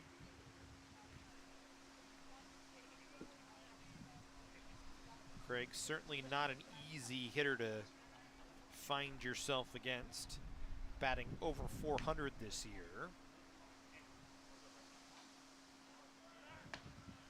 Runner in motion, Cougars will just let him go down to second base. So defensive indifference allows Biagian to pick up second base as the pitch to Craig was down. And now 2 on in scoring position here for Joey Craig with 2 away in the 3rd inning. These two teams will meet again on Thursday at Glendale before finishing out the series on Friday here from Cougar Field, a rare back-to-back on the season. Cougars actually have 2 of those to end the year. They'll do the same against Bakersfield to finish off the season, going on the 28th and the 29th. Not many back-to-backs this year against the same team on consecutive days, but Glendale and Bakersfield get that little schedule quirk this year. Had one against LA Mission earlier in the year as well. 2 balls and no strikes here to Craig. Bauman breaking ball in the dirt. Cougar keeps it in front, but Bauman way behind here. 3 balls, no strikes. And that scheduling could actually benefit the Cougars as they see Suval today, and then we'll see Pilaris, I'm assuming, Thursday, and might be difficult for them to run Suval back out there immediately on Friday after pitching in today's game. So it could be a bit of a break for College of the Canyons. Well, and if you do need that, if you're COC and you want that to be the case, trying to make that the case, you need to keep this game as close as you possibly can. Because the further it gets out of hand, the more it frees up Glendale to maybe give Suval a bit of a break and say, we don't need you to go more than 5 today. We'll let your arm have a rest. Come back, be ready for Saturday.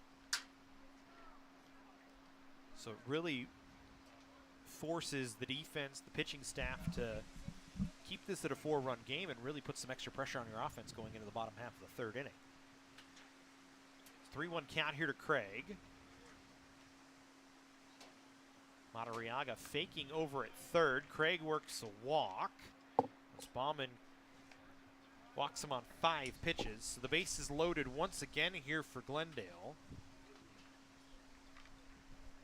3rd time today the Vaqueros have had the bases loaded. They've had the bases loaded in the 1st, bases loaded in the 2nd, bases loaded here in the 3rd with 2 away. And Isaiah Velasco, who walked in the 2nd inning in his first plate appearance coming up. Matt, it's 4-0. By no means is this game over, but I wonder with how long of bats that the Vaqueros have had in these first 3 innings, how that will determine how far Suval goes into this game, having to sit in the dugout for pretty lengthy times after each of his innings pitched so far.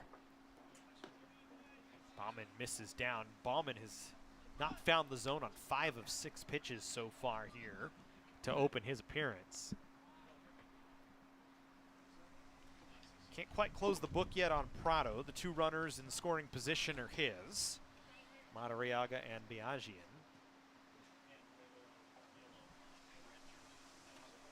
So far, Prado's given up 4. So this ball hit in the air towards center field, drifting over to right center field as the ball started in center and made its way all the way out to right. Jovan Camacho able to track it down through the sun and make the catch. So Glendale leaves the bases loaded here in the 3rd inning. They got 1 on a sacrifice fly ball from Brandon Wynn. It's 4-0 in favor of the Vaqueros as we head to the home half of the 3rd inning here from Cougar Field. College of the Canyons wants you to get ready, reset, and go when it comes to your athletic future. With 17 intercollegiate sports programs to cheer for, opportunities for student athletes to learn, train, and compete, and a championship mindset that has produced state and national titles, College of the Canyons and the Cougar athletics programs offer a great college experience. Get ready, reset, and go at College of the Canyons. Visit canyons.edu/schedule and cocathletics.com now. At Jersey Mike's, we think no sub should be measured in inches long or seconds till served. A sub should be measured in moments, time with friends, lunch breaks unbroken. Every sub is a chance to be great. Every sub should ask the question, am I a sub or am I a sub above? Jersey Mike's, be a sub above.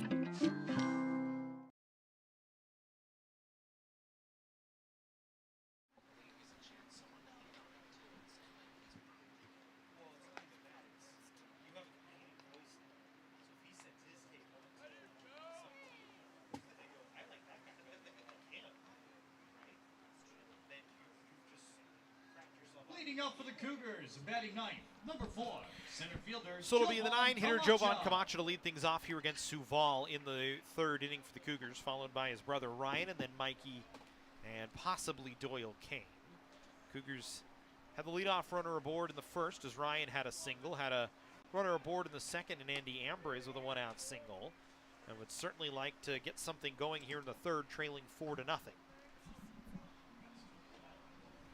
Camacho this season batting .260, a home run, 9 runs batted in. He and his brother had home runs the other day against West LA.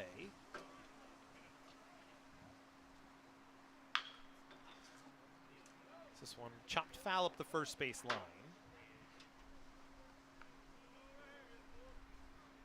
Both Jovan and Ryan have been steady fixtures in the Cougars lineup for most of the season this year. Started the season on the bench, but have slowly worked their way into a starting role.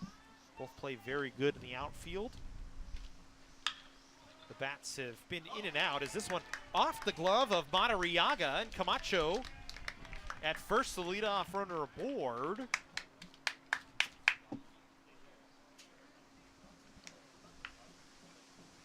Number 2, left fielder. So Camacho Ryan on, Camacho. and they'll bring in Ryan Camacho with a runner on, the leadoff runner on here in the 3rd inning for the Cougars. It's a line drive that Madariaga should have handled, softly lined, so scored E4, and Camacho gets on. So it'll bring Ryan Camacho, who singled in the 1st, stole a base, takes the first pitch down as Velasco keeps it in front.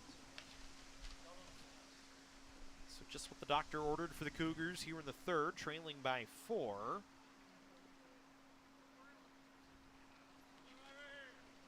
Now you got to string together a few hits.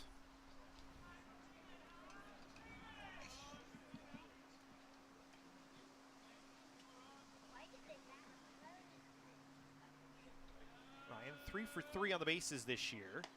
Finks like he was going to be in motion, instead decides to stay put. Or excuse me, Jovan 3 for 3 on the year. Ryan at the plate takes the pitch inside, nearly hit him on the arm. He's ahead in the count, 2-0.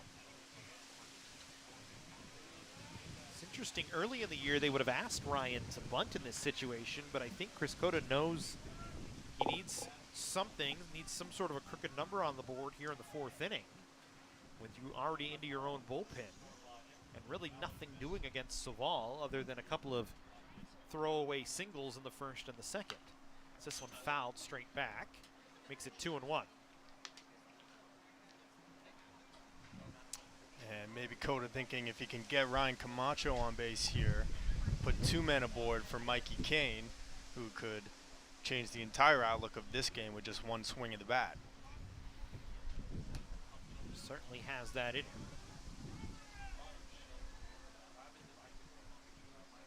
So we wait on the 2-1 pitch. Ryan takes it for a strike. On a good pitch on the outer half. So the count now even at 2-2. Some late break on that pitch from Suval and just barely gets the outside part of the plate. Maybe to the chagrin of Ryan Camacho, but it looks like it was there. So we wait on the 2-2. That one misses up and away. Suval trying to get him to chase, but Camacho stays off it. And the count now full with nobody out. So the payoff pitch upcoming with a runner at first base. Let's see if Suval triples up on that. Looked like the same pitch there as the 1-2 pitch. Really hear the wind in our microphones. You can see it kind of blowing around as the 3-2 pitch down in the dirt. So the Cougars with runners on first and second. First time today COC's had 2 runners on. As Jovan Camacho leads the inning off with a single. Ryan Camacho works the walk. First walk of the day issued by Suval. And it'll bring Mikey Kane to the plate in a big spot with nobody out and 2 on.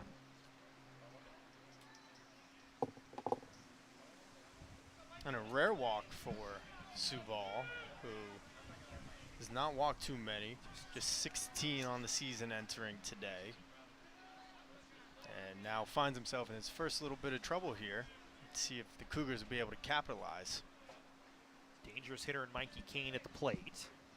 Good breaking ball from Suval. Freezes Mikey Kane. And gets it over for a strike. And that was the 3-2 pitch he threw to Ryan Camacho there. He was trying to get Camacho to bite on one in the dirt. Good plate discipline from Ryan, but just froze Mikey Kane there. It's a hard slider, I believe, from Suval there. So he finds himself ahead here to Kane. Fastball in the inner half, lifted in the air towards left center field, tracked down by Mills. Tagging from second is Camacho, and he'll advance to third. So Mikey flies out on a line drive to left center field, but advances the runner to third. And the Cougars with the runner in scoring position here in the third inning. And Doyle Kane coming to the plate. And just in on the label a little bit there for Mikey Kane, but again, the wind may be playing a factor. That ball looked like it was going to get out into the gap, but coming in on it was Mills, and really not all too deep. It was pretty routine fly ball for Mills out there in left field, but good job by Jovan Camacho tagging from second to third. So now Doyle Kane in there, struck out in his first at-bat against Suval. With runners on the corners, double play in order here for Glendale, so they'll stand in double play depth, and Kane, the first pitch swinging, fouls it off to the right.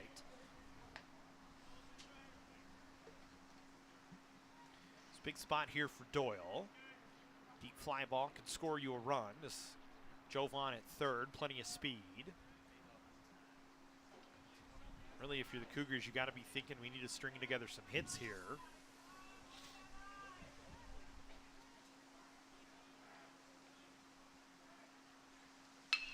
Suval's pitch lifted in the air towards right center field. That should score Jovan Camacho.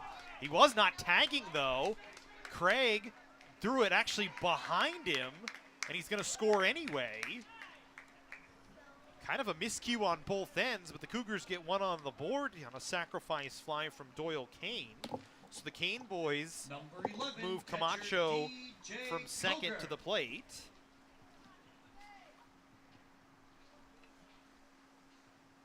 And I would say a miscue from Craig that follows the base running error from Camacho. But it does not hurt as Jovan able to tag up and score. And DJ Cougar now with 2 outs and a runner at first steps in. I'm not sure where Craig was going with that base. Maybe he was thinking Ryan was tagging from first and was trying to double him off at first to keep the run from scoring. Yeah, that ball was hit deep enough. Jovan Camacho should have been on third the entire time, regardless of if it was going to be caught or fall to the ground. He was going to be able to score easily, but he was off the bag still by the time it was caught by Craig out in right field. So really, yeah, like you said, I think a little bit of an error on both teams. As this one whacked out into left center field for a base hit. Camacho going to try and go first to third. He'll get there. And DJ Cougar with a 2-out single puts runners on the corners for the Cougars here in the third inning.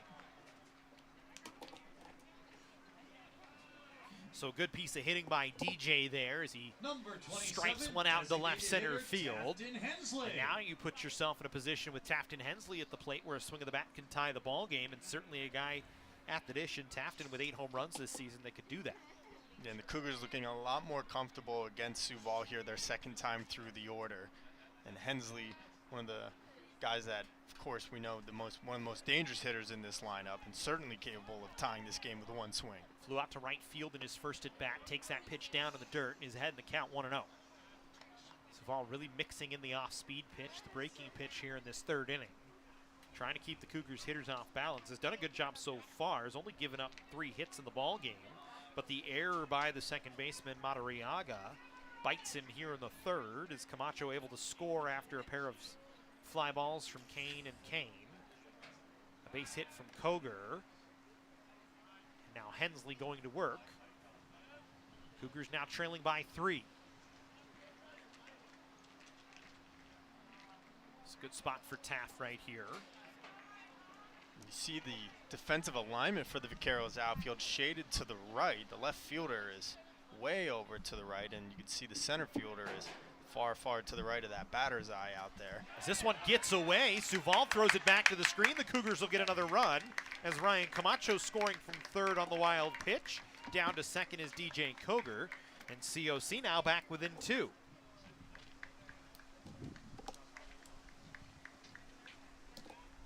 For Suval, 7th wild pitch of the season on him. And now a base hit from Tafton Hensley gets you back within 1. It's 2 balls and no strikes with 2 away here in the third.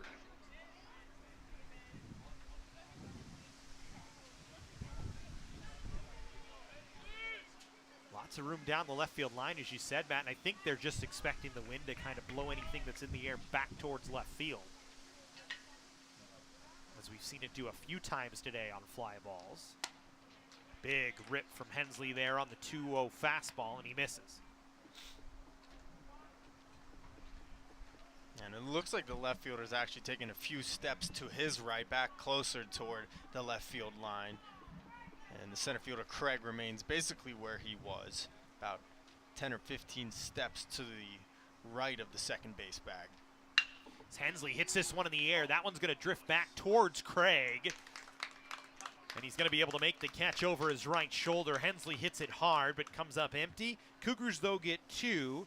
The error by Madariaga, a sacrifice fly from Doyle Kane, and a wild pitch to score Ryan Camacho. We head to the 4th inning in a 2-run ball game, 4-2 in favor of Glendale.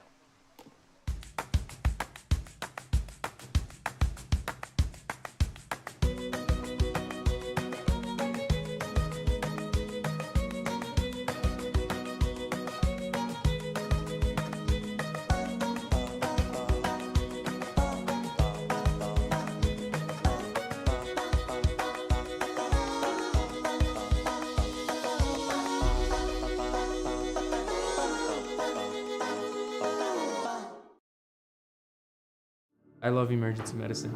You're there at these people's worst time of their life, and you're there to make it a little bit better. The EMT program at COC is a 1-semester program. Over the course of it, the EMT students will learn the textbook knowledge they need, practical hands-on skills that they're going to need working out on an ambulance or in a hospital or whatever setting they decide to work. People are constantly hiring. There's always a need for first responders. When I graduated from this program, I got a job within a month. To the top of the 4th we go. Glendale leading the Cougars 4-2. It'll be the 4, 5, and 6 hitters for the Vaqueros: Adrian Gonzalez, Hans Seo, and Kenji Pilares. Cougars able to cut the deficit in half with a sac fly from Doyle Kane and a wild pitch during DJ Cougar's at bat. It'll be Scott Bauman returning here to begin the top of the 4th for the Cougars on the mound. He came in relief of Albert Prado with 2 outs in the 3rd and was able to strand the bases loaded, inducing a fly out from Isaiah Velasco to end the 3rd inning. But he'll face Adrian Gonzalez, who has 2 hits and an RBI in each of his first 2 at-bats so far today, and his first pitch is on the inside corner for strike 1.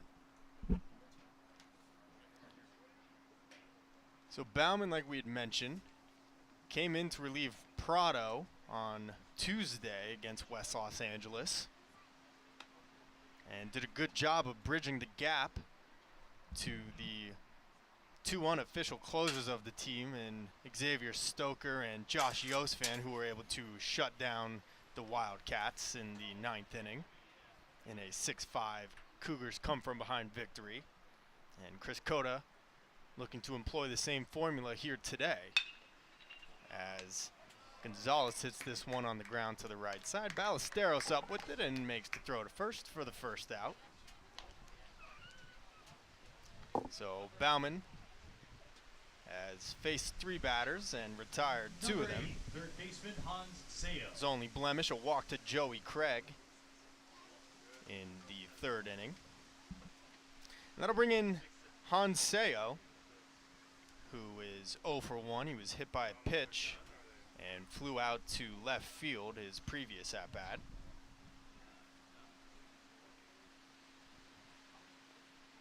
First pitch is in the dirt, and Sayo lays off of it. Sayo, so far this year, hitting .360 overall, a .513 on-base percentage, with 3 home runs and 24 RBIs.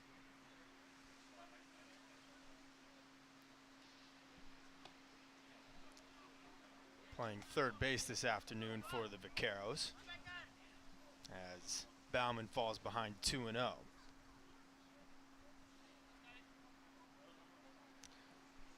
Pilares waits on deck. He's 1 for 1 today. And Bauman working out of the rotation, misses 3-0, and it looks like that one might have caught DJ Cougar behind the plate. And he's going to shake it off as the home plate umpire delivers the ball back to Bauman to give Cougar a minute. And looks like Cougar is okay. Maybe took that one off the inside of the thigh where catcher's gear does not exactly protect you. But in any case, he's back in the crouch. He appears to be okay. So Bauman down in the count 3-0, trying to work himself back into this at-bat against Sayo.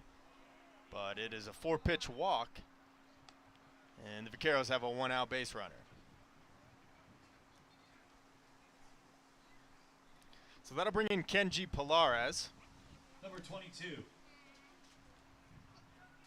First baseman Kenji Pilares was Pilares. hit by a pitch and singled in the 3rd inning. And we mentioned he, along with Aaron Suval, one of the aces on the Vaqueros pitching staff, as he shows bunt, pulls back. It's a called strike, 0-1. But Pilares, while he's shined on the mound, has also shown some athleticism both here at the plate and on the base paths, as he was set in motion a few times. If not for some foul balls, looked like he might have had second base stolen easily, and that in the back of Bauman's mind as he throws over to first to check in on Sayo at first, who dives back in safely. But Pilares hitting .304 on the year, now a little higher after his single in the 3rd inning. 1 home run and 12 RBIs on the year. Big bender of a breaking ball from Bauman that just gets the inside corner, and he's quickly ahead 0-2.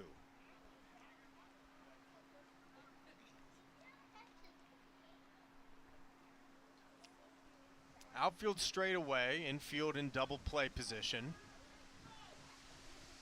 And Mills would be the next batter for Glendale, as time is called by the home plate umpire, asked for by Pilares. Steps out of the box and now is returned as he awaits Bauman's 0-2 offering. And just misses on the outside corner. Bauman with a good fastball there that just maybe a few inches off the plate to make things 1-2.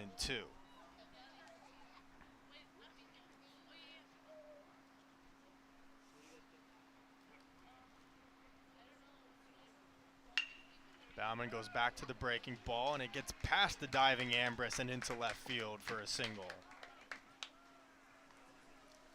So Pilares with his second hit on the day, and that'll put runners at first and second for Alex Mills, who so far has worn the collar 0 for 2 with 2 strikeouts against Prado this afternoon.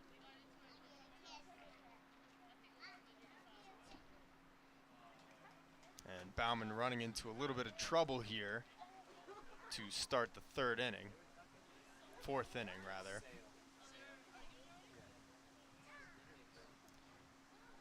So Alex Mills steps in, 0 for 2 on the day, hitting .290 on the season. First pitch from Bauman is low.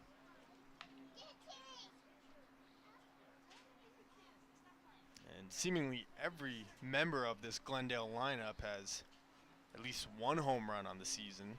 So power up and down from the 1 to the 9 spot. And as we've said throughout the broadcast, really no breaks. Almost every hitter, I believe, is hitting over 300 on the season for the Vaqueros.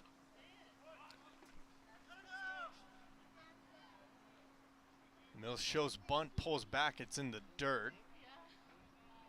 And Bauman is behind in the count 2-0.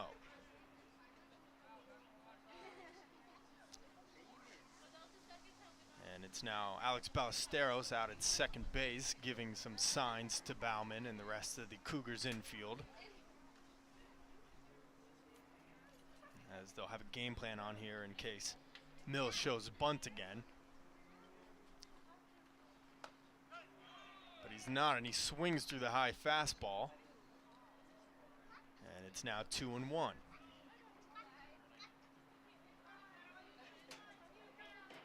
And Bauman again, after getting the ball back from Cougar, looking to Ballesteros out beyond second base for the signs. The Cougars may be thinking that the bunt could still be on with a 2-1 count.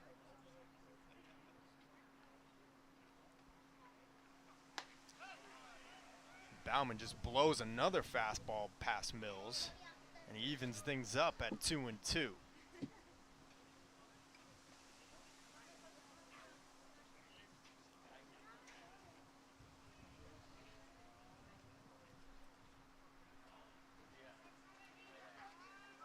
So 2-2 with runners on first and second for Mills, as time is granted to the Vaqueros left fielder. Bauman has blown 2 straight fastballs up in the zone past Mills, and see if he maybe triples up on that and goes back to that same pitch here. 2-2 delivery on the way. It was a breaking ball that is in the dirt, and Mills lays off, and the count runs full now. So we've seen the Vaqueros be aggressive on the base paths all afternoon so far. Be interesting to see if they put the runners in motion here, even with 1 out. You have Mills, a right-handed batter, could inhibit a throw from Cougar down to third. Ambrose is playing behind the bag, but not too far. And Bauman ready, and it's a pickoff move, and they have Sale hung up between second and third. He's in the rundown. It goes to Ambrose, who tags Sale out in between second and third for the second out. So the signs from Ballesteros may be coming in handy there, as on a 3-2 delivery, Bauman picked the left leg up and made the turn and throw to second. Sale was on the move. It looked like it was going to be a double steal with Sale going from second to third and Pilares first to second, and they had Sale hung up. They get him in the rundown.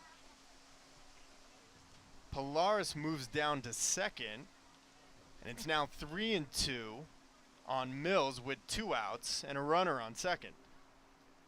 So Bauman with an opportunity here to get out of this inning. Is 3-2 on the way. It's a fastball inside, and it's going to be ball 4 for Alex Mills.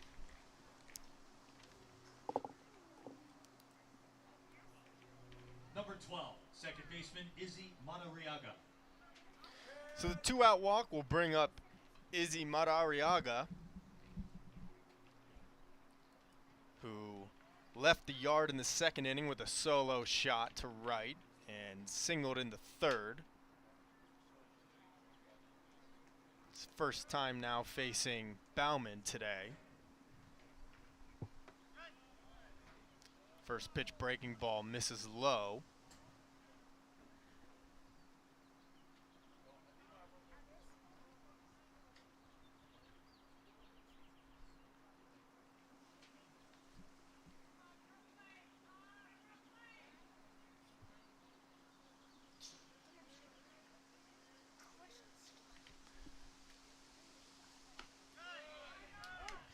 Good fastball from Bauman on the outside corner to even things up at 1-1. Madariaga, the freshman out of Mission Hills, Alemany High School, hitting .305 on the year with 2 home runs and 24 RBIs. And yet hitting 8th in this Vaqueros lineup just shows how deep it is. 2-0 pitch gets away from Cougar, goes to the backstop, and the runners will advance. So about the last thing Scott Bauman needed right now, with a dangerous hitter in Madariaga up, and now 2 runners in scoring position.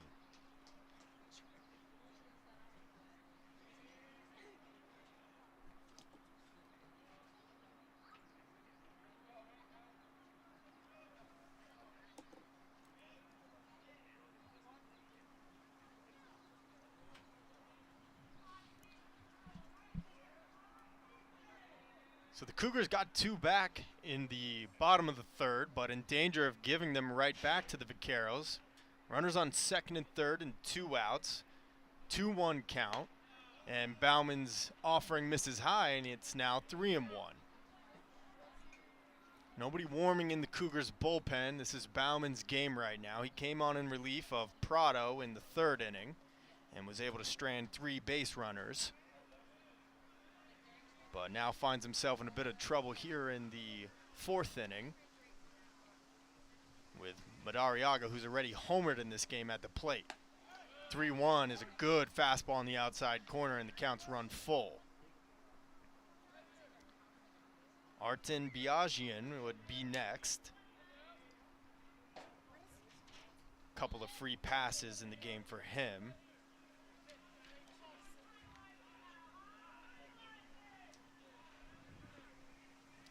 So 3-2, runners on second and third. Here's the pitch from Bauman, and it's fouled away by Madariaga, and we'll do it again.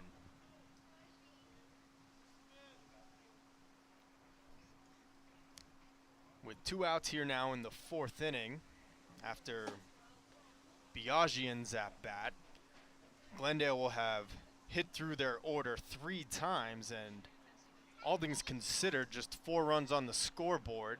Have to consider that a bit of a small victory for the Cougars, who have been dealing with base runners all day. 3-2 pitch is fouled off again. So a little bit of a battle here between Bauman and Madariaga.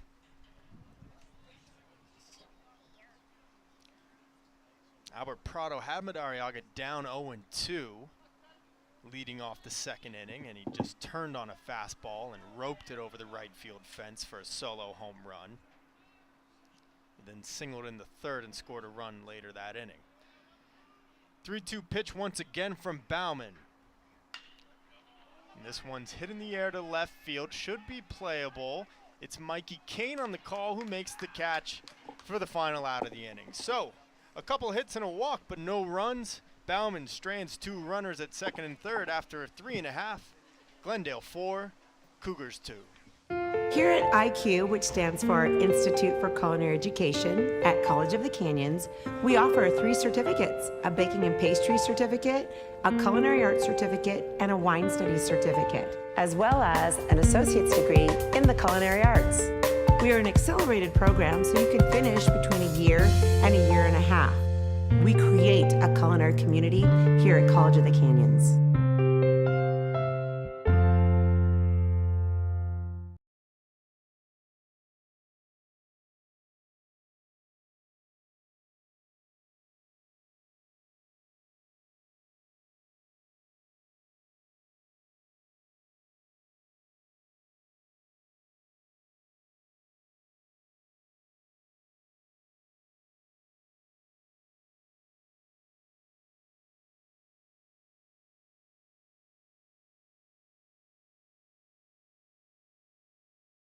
The right way to top a sub is with real red wine vinegar made from red grapes and no food coloring. And the right way to film it is in slow motion. Obviously. Because authentic ingredients make a sub above.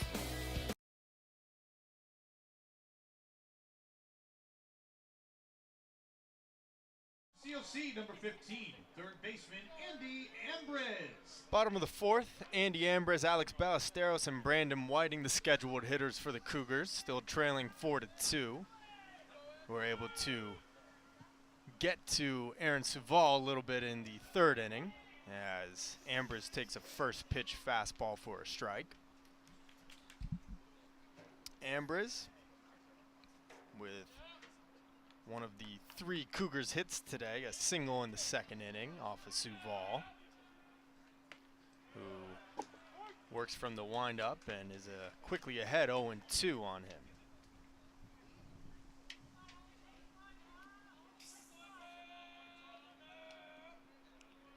Ambrose playing in his 28th game this year, hitting .297 now, almost 300 after his single earlier. And checks his swing on a pitch in the dirt, and he didn't go around. It's 1-2. 3 home runs, including one on Saturday. And he actually went back-to-back. And his was a go-ahead home run against West Los Angeles. 1-2 pitch fouled back to the screen. And looks like it knocked down a camera that was attached to there. And we'll be sending you the bill, Andy.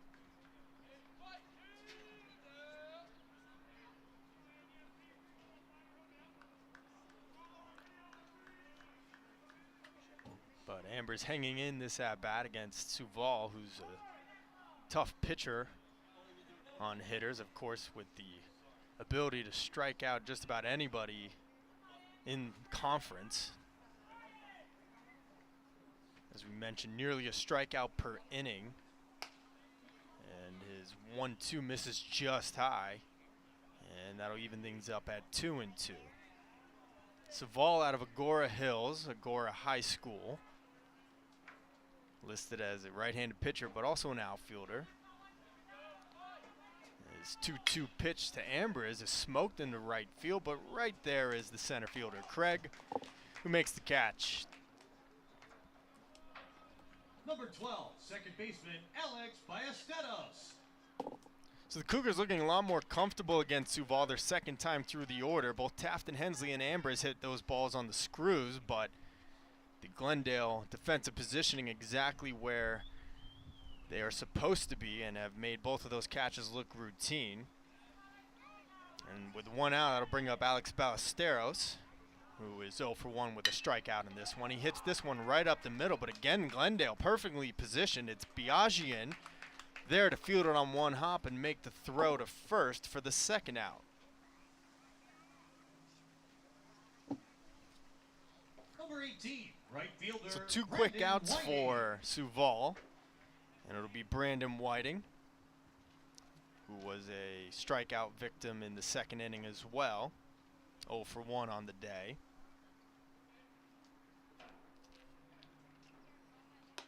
And he takes a first pitch fastball for a strike from Suval. Whiting, who's mostly pitched for the Cougars this year, getting a rare start in the outfield today. As a good bending breaking ball from Suval gets him ahead 0-2.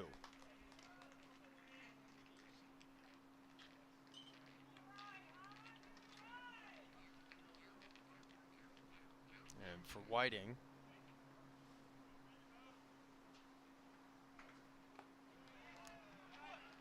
as he goes down swinging on a breaking ball in the dirt, Velasco picks it up and makes a throw to first. So that's how the fourth inning will end. After 4, Glendale leads the Cougars 4-2. College of the Canyons wants you to get ready, reset, and go when it comes to your athletic future. With 17 intercollegiate sports programs to cheer for, opportunities for student athletes to learn, train, and compete, and a championship mindset that has produced state and national titles, College of the Canyons and the Cougar athletics programs offer a great college experience. Get ready, reset, and go at College of the Canyons. Visit canyons.edu/schedule and cocathletics.com now. At Jersey Mike's, we think no sub should be measured in inches long or seconds till served. A sub should be measured in moments, time with friends, lunch breaks unbroken. Every sub is a chance to be great. Every sub should ask the question, am I a sub or am I a sub above? Jersey Mike's, be a sub above.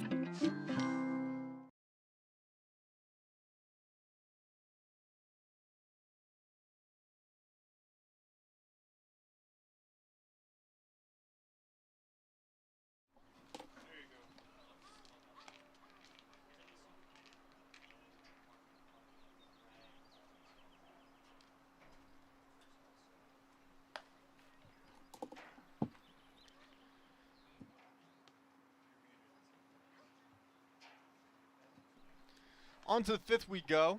To the top of the fifth, leading off for GCC number 9. Glendale will be sending up their 9-hitter, Artin Biagian. And then they'll turn things over in the lineup for Brandon Wynn and Joey Craig. It'll be the 4th time that Glendale will send the top of the lineup up this afternoon. As the first pitch fastball from Bauman catches the outside corner, 0-1. So Suval bounces back nicely in the bottom of the 4th after giving up 2 runs in the 3rd. He goes 1-2-3 against the Cougars lineup. As Bauman's pitch misses just high and tight.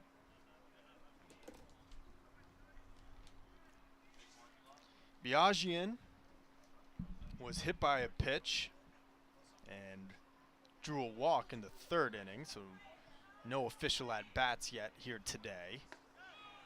Good breaking ball there from Bauman, finds the zone, and it's 1-2. So Bauman, so far, doing a good job of keeping things status quo against this dangerous Glendale lineup. And the 1-2 nearly hits Biagian. It's going to be a ball, and it's 2-2 now. But Bauman entered in the 3rd in relief of Prado. With runners on 1st and 2nd, he did issue a walk, but was able to strand 3 runners. As this ball's chopped on the ground to short, Mikey Kane up with it, makes the throw across his body to first in time to get Biagian for the first out.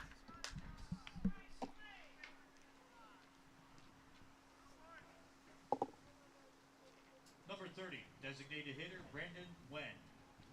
So nice play from Mikey Kane, charging on the high chopper. And the throw on time to get Biagian. And that'll bring in Brandon Wynn, who will now come to the plate for his 4th at-bat of the day. So far 0 for 3. But a sacrifice fly in the 3rd inning to score Izzy Madariaga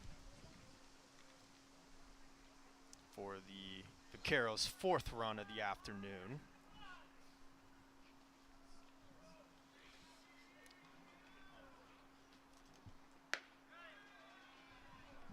Bauman working out of the rotation, misses with the fastball high, and it's 2-0.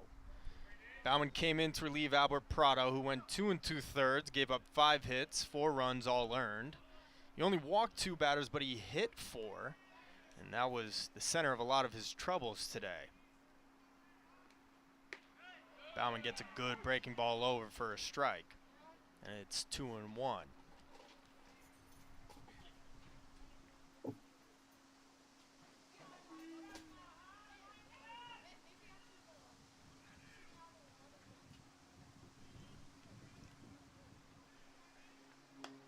This one comes in on the hands-on win, nearly hits him, but he's able to get out of the way, and it's now 3-1. Wynn hitting .372 on the year, 3 home runs and 20 RBIs. A little bit of speed as well, 9 stolen bases on the season.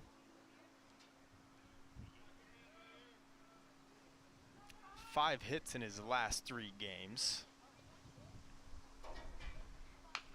as Bauman's breaking ball is chopped on the dirt to Ballesteros at second, who picks it up and throws on to Doyle Kane at first for the second out of the inning. So 2 up, 2 down for Bauman, and it'll bring in Joey Craig, Number 7, who center is fielder Joey Craig. 0 for 1 today. Hit by a pitch, a walk, and a fly out. He came around to score with the first Vaqueros run in the opening inning of this one on an Adrian Gonzalez single.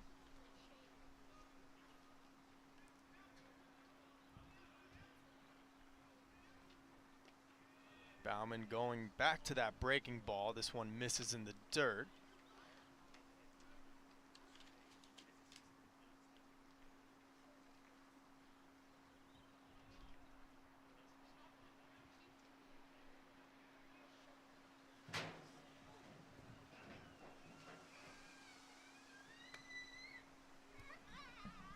And Bauman nowhere close with the 1-0 pitch. Craig quickly ahead 2-0. Craig out of Omaha, Nebraska, hitting .460 on the year, 5 homers and 21 RBIs, also a threat on the bases, 15 stolen bases this year, and way ahead 3-0 now on Bauman.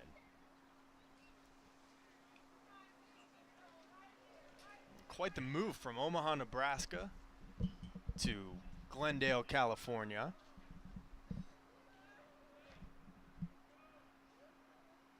As Bauman gets a breaking ball over for a strike, 3-1. But with so much uncertainty due to the COVID-19 pandemic, a lot of players that may have otherwise been playing at Division II or I schools have opted to go to community colleges in the meantime. That could be the case here for Craig, who swings through the 3-1 pitch, and the count's now run full.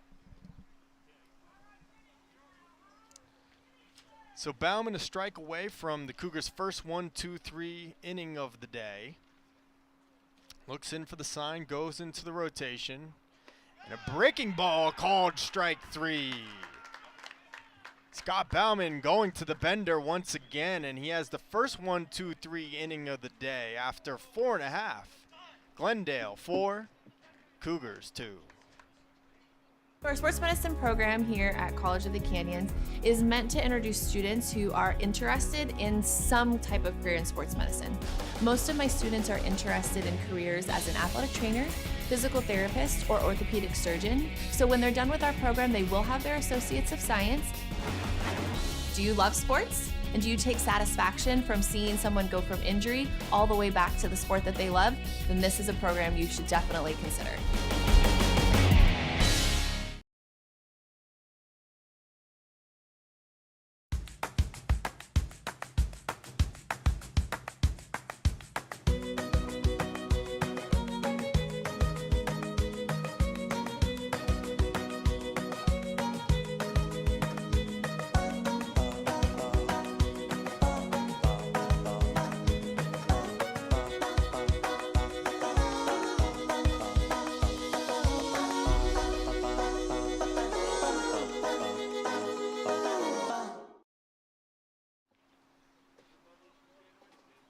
Leading off for the Cougars, number 4.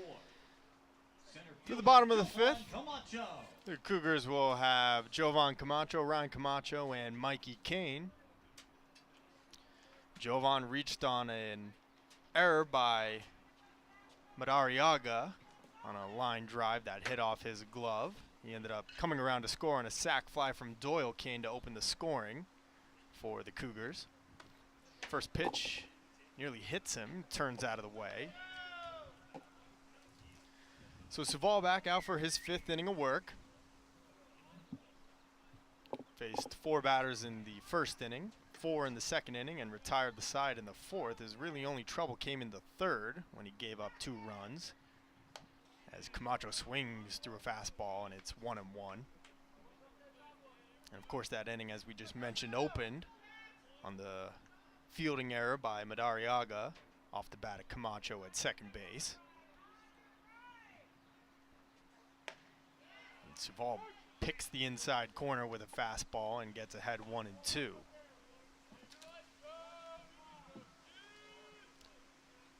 So Jovan with his first home run of the year on Saturday versus West Los Angeles, and a big one it was, as he takes a 1-2 pitch just off the outside corner to even things up.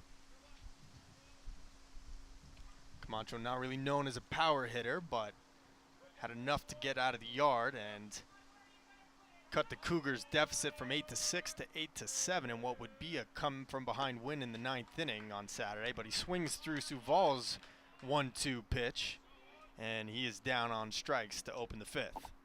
Number 2, left fielder Ryan Camacho. So Jovan Camacho goes down. That'll bring in Ryan Camacho, who is 1 for 1 with a single, and also walked and came around to score in the 3rd inning. Suval leaves his first pitch high, and it's 1-0.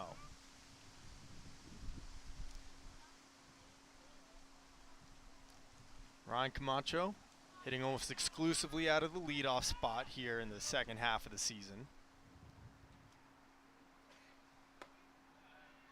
as Suval gets a breaking ball in there that nicks the outside corner to even things up. Camacho hitting .313 on the year, 3 homers and 15 RBIs.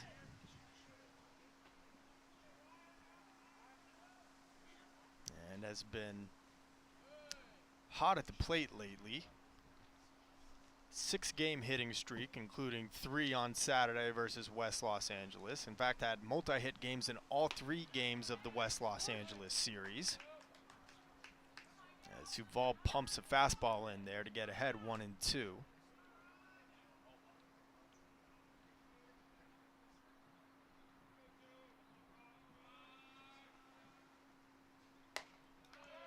Suval just overpowers Camacho there with a high fastball and has struck out both brothers now to open the 5th inning. Number 7, shortstop Mikey Kane. So Ryan and Jovan Camacho go down swinging, and now with 2 outs, it'll be Mikey Kane, who has flown out to center and flown out to left in his 2 at-bats today. Put a good swing on it in the 3rd inning with runners on 1st and 2nd, but was tracked down by Mills in left center field.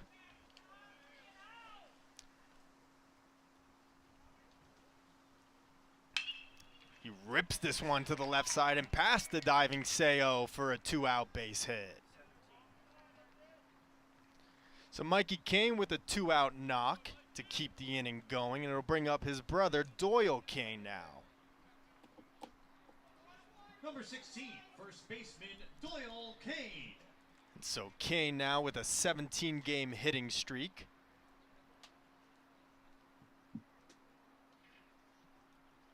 His 3-game home run streak might be in jeopardy, but the hitting streak remains well and alive.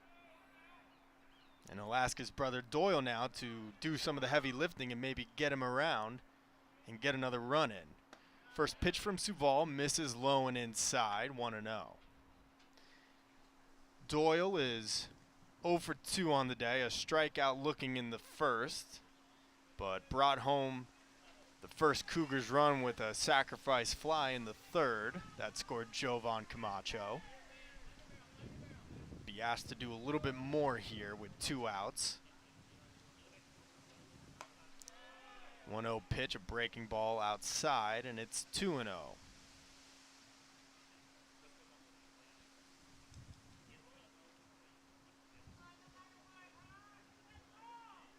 Doyle been swinging a good bat lately, despite a brief hiccup against Antelope Valley. Chops this one foul down the 3rd base line.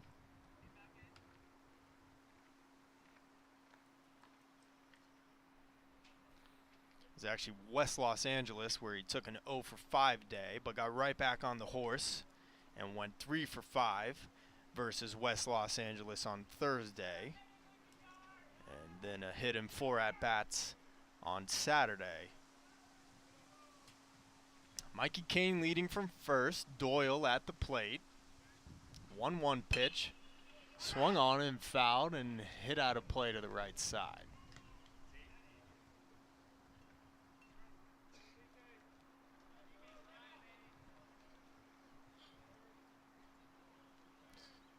So Suval began the at-bat, falling behind 2-0, but has now induced 2 foul balls from Doyle Kane to get things even. 2-2, 2 outs. Mikey Kane leading from first. Score 4-2 here in the bottom of the 5th in favor of Glendale. 2-2 pitch from Suval. Swung on and hit in the right center field. Moving over toward it is Craig. He runs, dives, and he makes the catch. What a play from Joey Craig, who had to cover a lot of ground from center field, nearly all the way in right field, but makes a leaping, diving catch to retire the side. 1 hit, no runs, no errors after 5, 4-2 Glendale. College of the Canyons wants you to get ready, reset, and go when it comes to your athletic future. With 17 intercollegiate sports programs to cheer for, opportunities for student athletes to learn, train, and compete, and a championship mindset that has produced state and national titles, College of the Canyons and the Cougar athletics programs offer a great college experience. Get ready, reset, and go at College of the Canyons. Visit canyons.edu/schedule and cocathletics.com now. Our sports medicine program here at College of the Canyons is meant to introduce students who are interested in some type of career in sports medicine. Most of my students are interested in careers as an athletic trainer, physical therapist, or orthopedic surgeon. So when they're done with our program, they will have their Associates of Science. Do you love sports? And do you take satisfaction from seeing someone go from injury all the way back to the sport that they love? Then this is a program you should definitely consider.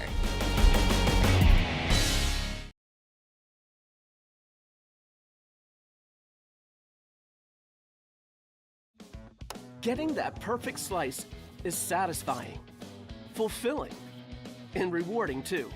But we don't do it for fun. We do it for fresh. Slice to order makes a sub above.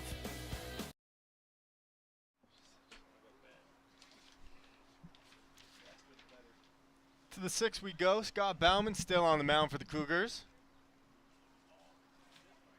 For Glendale, they'll be sending up their 3, 4, 5 hitters. Isaiah Velasco, who's doing the catching today. Adrian Gonzalez and Han Seo. Velasco technically the 3rd catcher of the day for Glendale, who started the game with Julian Amarillo in the lineup. He was pinch hit for before he even got an at-bat in the 1st inning for Brandon Hernandez, who then conversely came out of the game for Velasco, who's now in his 3rd plate appearance today. First pitch from Bauman, nips the outside corner, 0-1.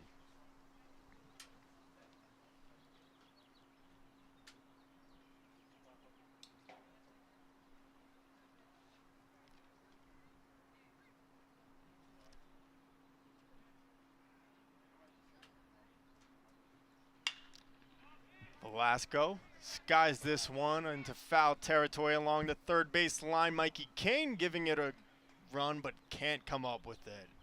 It looks like Kane got over to it in time and that it might have actually hit off his glove. Tough play all around as Kane running and trying to track that ball with his head turned to the left.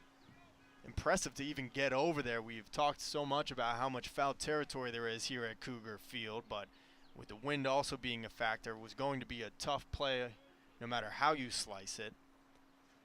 But it will give Velasco new life at the plate, who's down in count 0-2 to Bauman.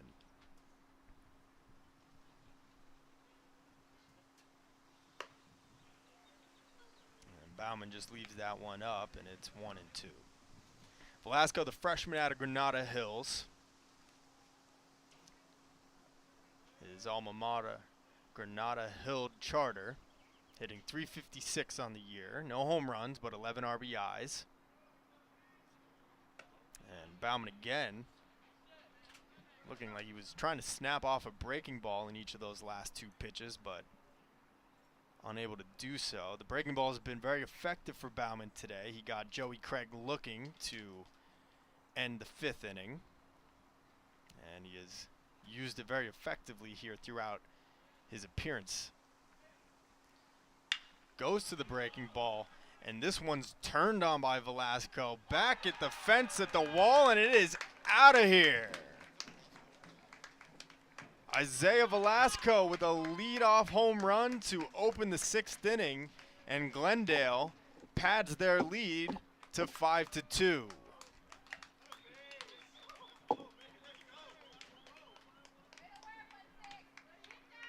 And Bauman perhaps going to the well a little too often there. That breaking ball was looking sharp throughout the afternoon here today.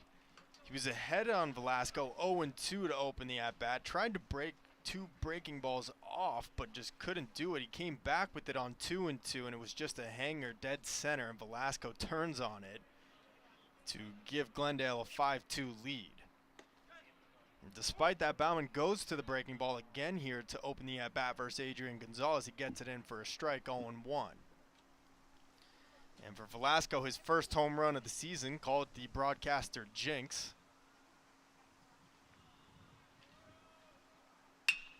As this one's hit off the end of the bat into deep center field. Jovan Camacho going back and just a few feet in front of the fence is able to reel it in for the first out of the 6th inning.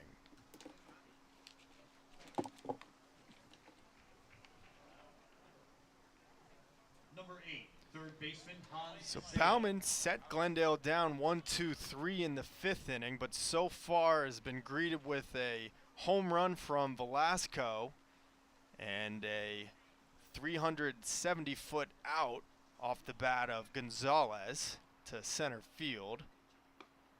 And maybe the Vaqueros getting a beat on Bauman now as Hanseo steps in. 0 for 1 on the day. Was hit by a pitch in the 1st and flew out to left in the 2nd. And Bauman quickly falls behind 2-0. Nobody warming in the Cougars bullpen, so Chris Cota will ask Bauman to at least finish up the 6th here for the Cougars.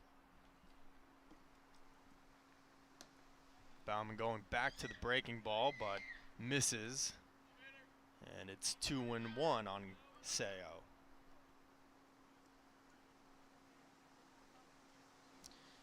Seo, sophomore out of Los Angeles, hitting .360 on the year. He skies a pop-up on the infield just beyond third base. Ambrez calling for it. The wind taking it, and it hits off the glove of Ambrez. And we've talked about it all day, the wind being a factor here at Cougar Field. Andy Ambrez was camped under it in foul territory about 5 feet to the left of the third base line. He had to come all the way over into fair territory to the right of third base, and it hit off the glove just down below the waist-side for him.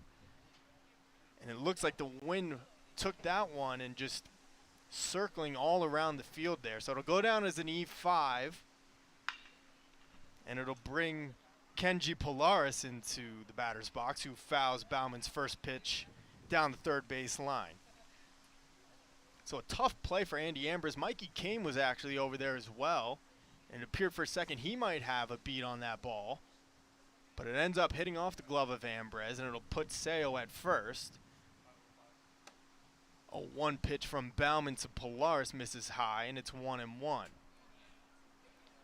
Polaris 2 for 2 with 2 base knocks today. He was also hit by a pitch in the 1st inning.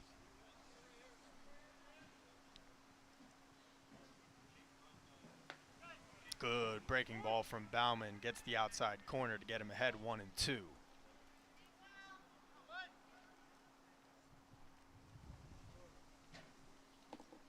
So the Cougars have been playing crisp baseball out there so far today. The first error of the day for them.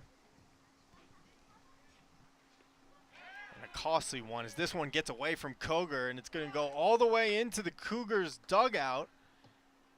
But it will keep Seo at second base. He will not advance to third there.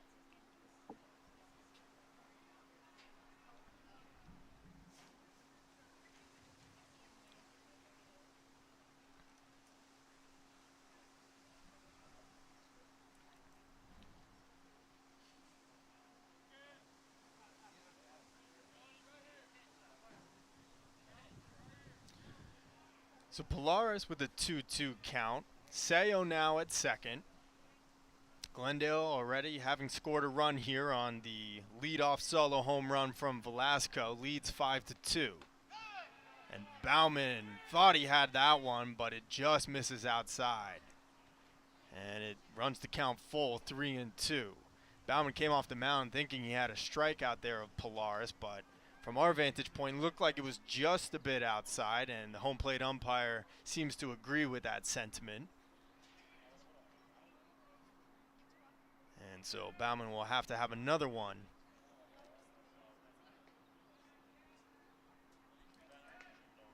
One out, runner at second, 3-2 to Polaris, and now pickoff move from Bauman, and Bauman was actually able to get an out in the fourth inning off Seo, who was picked off between second and third. That was the second out of the fourth inning.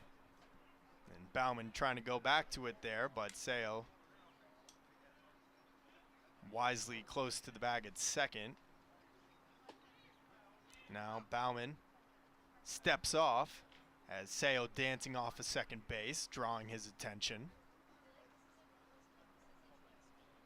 And just as in the fourth inning, Alex Ballesteros giving out the signs to his pitcher and the rest of the infield from second base.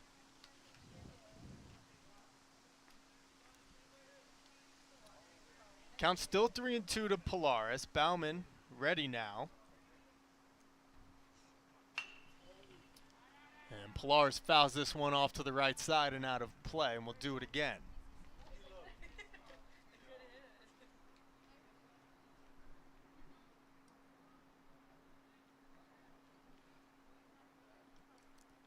Seo with 6 stolen bases on the year, so he has a little bit of speed.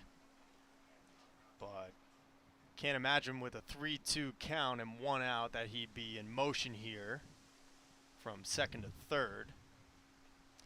Bauman comes ready with his 3-2. Polaris at the plate. And Polaris wastes another one away. And we will do it again.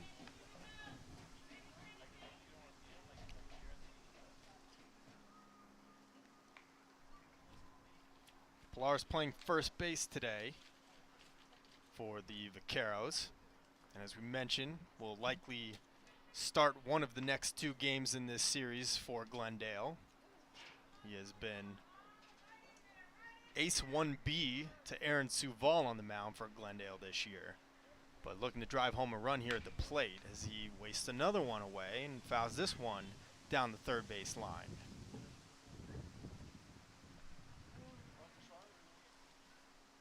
So Bauman battling now here in his 4th inning of work. He was able to come in relief of Albert Prado with 2 outs in the 3rd and strand 3 runners.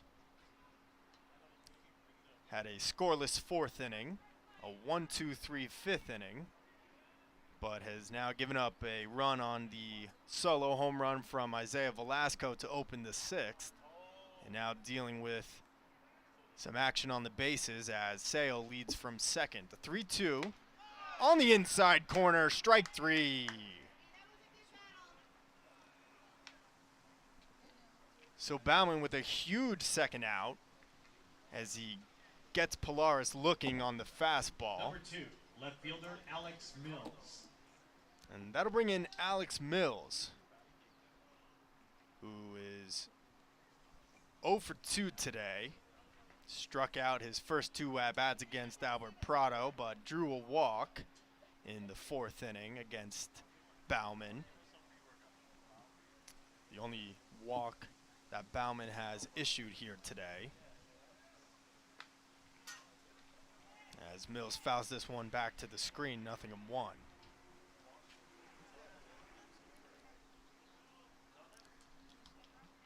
Score 5-2 in favor of Glendale. They got out to a 4-0 lead, scoring in each of the first 3 innings today. 1 run in the first, 2 in the second, and 1 in the third. Bauman came in and was effective in the 4th and the 5th, but of course the home run here in the 6th has now padded the Vaqueros' lead. The Cougars able to get 2 back in the 3rd inning. But that has been the extent of their scoring. This one's hit in the air down the right field line, but into the Glendale bullpen, and no one can get over to it, so it'll fall harmlessly. But Bauman now ahead in the count, 0-2 on Mills.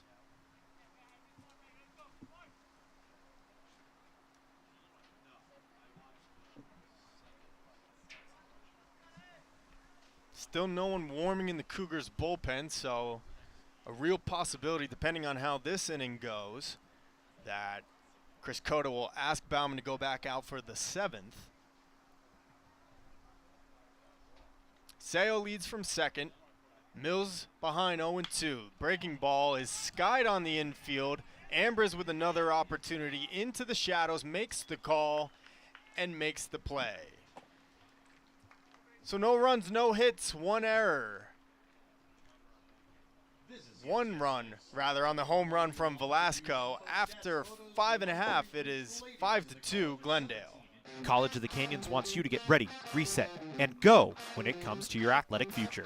With 17 intercollegiate sports programs to cheer for, opportunities for student athletes to learn, train, and compete, and a championship mindset that has produced state and national titles, College of the Canyons and the Cougar athletics programs offer a great college experience. Get ready, reset, and go at College of the Canyons. Visit canyons.edu/schedule and cocathletics.com now. At Jersey Mike's, we think no sub should be measured in inches long or seconds till served. A sub should be measured in moments. Time with friends. Lunch breaks unbroken. Every sub is a chance to be great.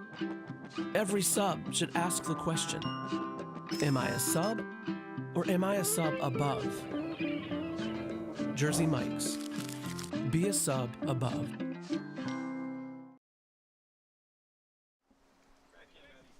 Leading off for the Cougars, number 11. To the bottom of the 6th, College of the Canyons now trailing 5-2.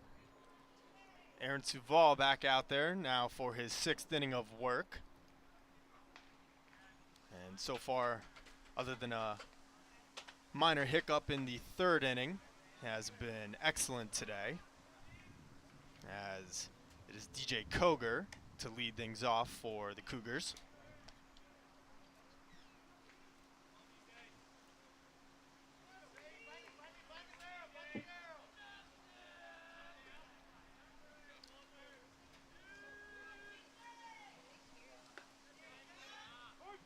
Good breaking ball from Suval to get things even at 1-1. Through 5 innings, Suval's given up just 4 hits, 2 runs, only 1 of them earned. He's issued just 1 walk and has 6 strikeouts. So keeping on par with that strikeout per inning that he entered today's action with. He's down behind Cougar in the count, 2-1, and a good breaking ball that just misses. And Cougar's now well ahead at 3-1. DJ Cougar, 1 for 2 on the afternoon, a single in the 3rd inning. And Suval's pitch just gets the upper outside quadrant of the strike zone. Apparently, it looked high from here, but home plate umpire says Cougar, stay right where you are, and it's now 3-2 on the Cougars catcher. This one slapped into right center field, but coming on is Craig to make a sliding catch for the first out.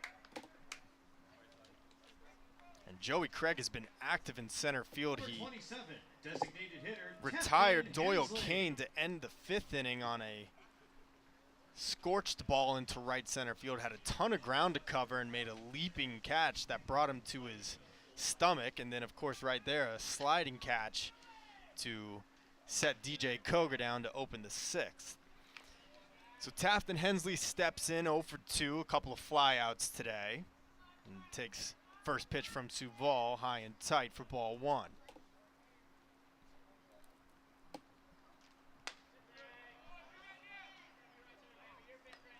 1-0 pitch just misses away, and Hensley ahead 2-0.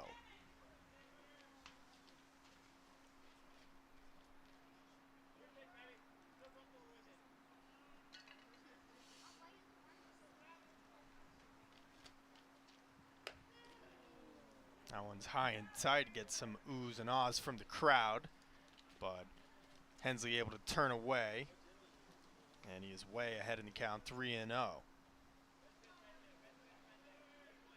For Hensley, this is 24th game of the year, as he's taking all the way, and Suval pumps in a fastball for a strike. Hensley hitting .341, still leads the Cougars with 8 home runs this season, though Mikey Kane might have a case for that soon, as Hensley draws the walk from Suval.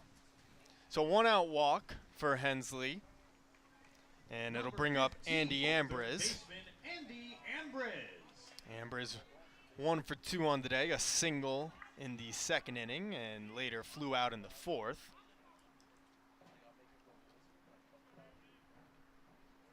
And the Cougars, as we mentioned, not a team that is really known for their action on the bases, but Taft and Hensley with 9 on the year.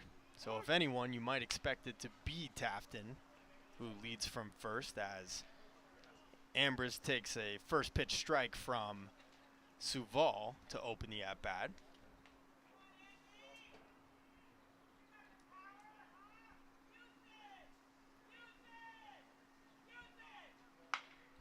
And Ambriz chops this one on the ground to the second baseman. It's bobbled. He recovers and makes the flip to Biagian at second to get the lead runner, but a tailor-made double play there for Madariaga. A slow roller, but had plenty of time. It just ate him up, hit off his chest. He was fortunate to be able to recover, though, and makes the flip to Biagian at second. And they get Hensley there for the 2nd out of the inning. So a little bit of a gift there for the Cougars, as the umpires have now congregated together and are discussing something. And maybe are questioning the slide at second base, and that is exactly what happens there, as it looks like an illegal slide from Hensley into second. He went over the bag, and so they are going to call Andy Ambriz out at first as well. And so that's how the 6th inning will end. So an unfortunate mishap there for the Cougars. They go down 1-2-3. After 6, Glendale leads 5-2. College of the Canyons wants you to get ready, reset, and go when it comes to your athletic future. With 17 intercollegiate sports programs to cheer for, opportunities for student athletes to learn, train, and compete, and a championship mindset that has produced state and national titles, College of the Canyons and the Cougar Athletics programs offer a great college experience. Get ready, reset, and go at College of the Canyons. Visit canyons.edu/schedule and cocathletics.com now. Our sports medicine program here at College of the Canyons is meant to introduce students who are interested in some type of career in sports medicine. Most of my students are interested in careers as an athletic trainer, physical therapist, or orthopedic surgeon. So when they're done with our program, they will have their Associates of Science. Do you love sports? And do you take satisfaction from seeing someone go from injury all the way back to the sport that they love? Then this is a program you should definitely consider.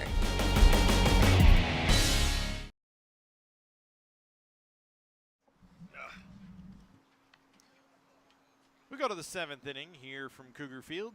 Glendale leading College of the Canyons 5-2. Scott Bauman stays out there for the 7th inning. He'll face Madariaga, Biagian, and Wynn.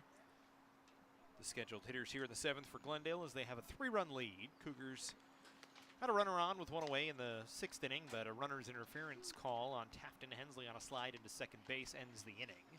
So Saval gets a little bit of help. Although he's been very solid so far today. Saval so far 6 innings worked. Has given up just 4 hits. Walked a couple. And has 6 strikeouts in the ballgame. Bauman, who came on in relief in the 3rd inning, held 2 base runners from scoring, gave up a solo home run in the 6th inning. That's been it so far. Has been relatively solid. Glendale 5 runs, 7 hits, and an error. College of the Canyons 2 runs, 4 hits, and an error in the ball game as well for COC. This is actually 5 runs, 8 hits, and an error for Glendale. 2 runs, 4 hits, and an error for the Cougars. Bauman working here against Madariaga. This one slowly rolled up the first base line, and Bauman drops the baseball. And it was going to be a tough play for Bauman regardless. He would have had to pick it up, either tag out Madariaga or pitch it over to first. It's unfortunately scored an error against Bauman. Yeah, Matt, I think that Bauman there was maybe thinking about what he wanted to do when he got to that baseball, if he was going to simply tag him out or if he was going to just make the flip to first. I think that's what ended up eating him up. It would have been either him or Doyle Kane that had to make the play there. That was it. That was the only 2 guys that could really make a play on that ball. And I think maybe next time, if you're the Cougars, you might ask Doyle to try and come in and get that one a little bit more aggressively. But either way, it's a tough play to make for either of those guys. So it's scored as an error, and Biagian will come in. Biagian 0 for 1, has been hit by a pitch, has walked, and has scored a run. Madariaga in motion on the pitch. Biagian hits it in the air towards left center field. Camacho moving over to his right will make the catch for the first out here of the 7th inning. One away, and Brandon Wynn coming to the plate. Wynn so far today 0 for 3 with an RBI. Had a sacrifice fly ball in the 3rd inning, but has been held from the bases in all 4 plate appearances today, as he faces Bauman for the 2nd time today.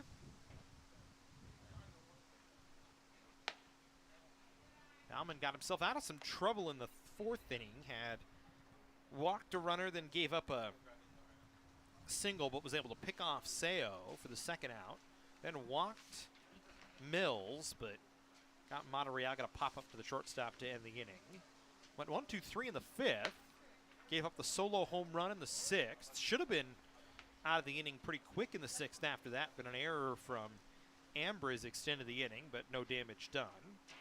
So now Madariaga here in the 7th reaches on an error with 1 away. Will stand at first, and Wynn standing at the plate. It's a 2-ball, no strike count. 7th inning in a 3-run ball game. Glendale has led the whole way. Had 1 in the 1st, 2 in the 2nd, 1 in the 3rd, and 1 in the 6th in the ball game.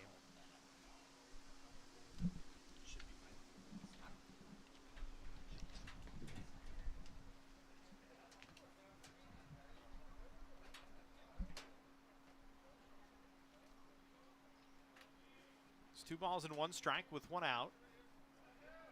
Bauman checking on Madariaga over at first, who fakes like he's going to go, instead stays put, and the pitch misses down and away. Good looking pitch from Bauman there, but he just missed, makes it 3-1. Yeah, Bauman has been effective today. Asked to come in the 3rd inning in relief of Prado, and other than that home run to Velasco, really has done a pretty good job with this Vaqueros lineup. 3-1 delivery on the way, over for a strike. Cougar throw down to second is not in time, as a good slide from Madariaga to the back of the bag has the stolen base. Good throw from Cougar there. If he had got it on the first base side of second base. He might have had him if he could have, but Mikey Kane had to reach over to his right and then bring the tag back over to that side of the base. But a really solid throw from Cougar nonetheless. Such a tough play for the shortstop there, and Mikey Kane having to reach back over his right shoulder. I've only seen one guy ever make that play look easy. That was Javi Baez spinning back around to his right to make a tag, but he's probably about the only guy in baseball that can pull that off. So with one out, a runner at second base, a 3-2 count. Pitch lifted in the air on the infield, playable. Ambriz will make the catch for the second out here of the 7th inning. So Wynn with a tough day, pops out on the infield. 2 down, and Joey Craig stepping to the plate. Craig 0 for 2, hit by a pitch and scored in the first, walked in the third, flew out and struck out in his only 2 at-bats of the ballgame. Cougars have done a good job with the top of the Glendale order today. Wynn, Craig, both batting over 350 coming into the ballgame. Craig, of course, batting 460, which is just insane. It was 0 for 2 today, so that average coming down a little bit. First pitch over for a called strike from Bauman. And he works ahead in the count, 0-1. Yeah, Bauman's been really good with his location today, getting it inside on right-handers and then breaking off that curveball, mixing it in and switching speeds and depths for these batters today. So Velasco waits on deck. Madariaga out at second base after the stolen base. The curveball to Craig over for a strike. And that thing just hangs over the left shoulder of the right-handed hitter and then cuts in at the last moment. And a very good pitch from Bauman to get ahead 0-2. Yeah, and certainly has been more effective against the right-handers today because they give up on it, and then by the time it gets to Cougar behind the plate, it's in the strike zone.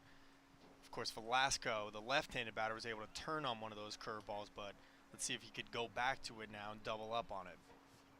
0-2 pitch instead loses him as he hits Craig. Second time today Craig has been hit by a pitch.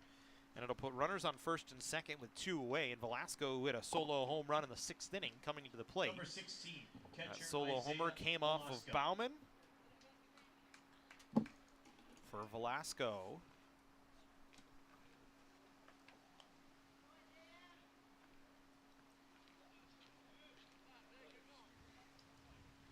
Home run was his first of the season. So the wind kind of died out for a second, but now it picks back up. Gus coming back in. So 2 on, 2 out. 7th inning. Cougars trailing by 3. Glendale threatening once again with a runner in scoring position. On the first pitch to Velasco, a fastball down and away. So Bauman falls behind to open the at-bat.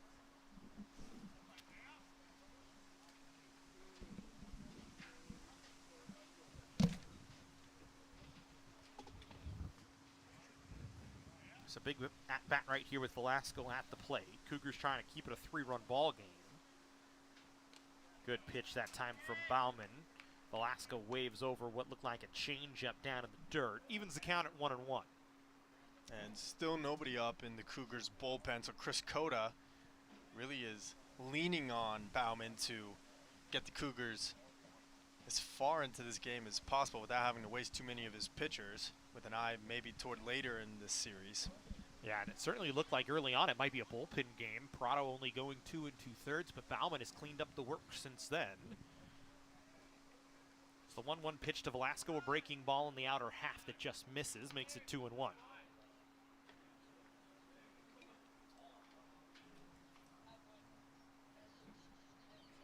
And if Bauman can get out of this inning unscathed, then you have to be pretty happy with that outing. 5 1/3 innings, giving up just 1 run, despite the fact that he has had base runners on in almost all the innings that he has been in so far today.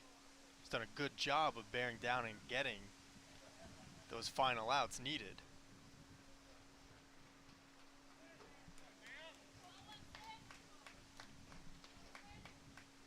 A little bit of cat and mouse game right now as Bauman steps off, steps back onto the rubber. Velasco back into the batter's box on the left side as we wait on the 2-1 pitch with a runner at second base. And Madariaga, that pitch just misses down on a breaking ball, and now Bauman behind 3-1 here. And And I wonder if that might prompt some action going on in the Cougar bullpen. We'll see if some bodies start to stir around. And not a bad pitch by Bauman by any means, just barely missed the outside corner of the plate there. That curveball's really been working for him, but trying to be careful here with Velasco, who of course took him deep just 2 innings ago. Glendale had the bases loaded in the first, second, and third inning. Came up empty. And now they load the bases here as a walk to Velasco after Bauman had 2 strikes on, or had a strike on him. And now to bring Adrian Gonzalez to the plate for Bauman.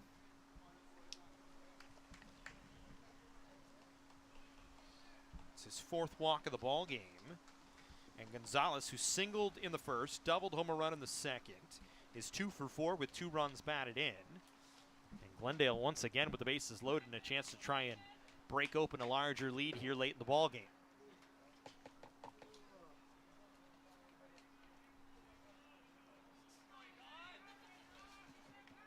Gonzalez, the right fielder today, now should be hitting right about 400 on the season.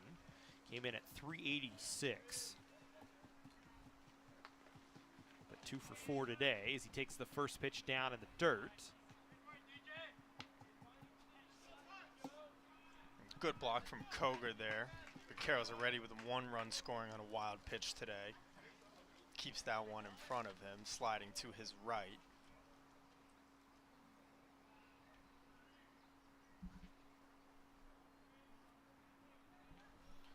Bauman this year, as we double check, with 4 wild pitches on the season, as Cougar able to keep that one down in front once again. But Bauman way behind here, 2-0. Some action starting to get going in the Cougar bullpen here.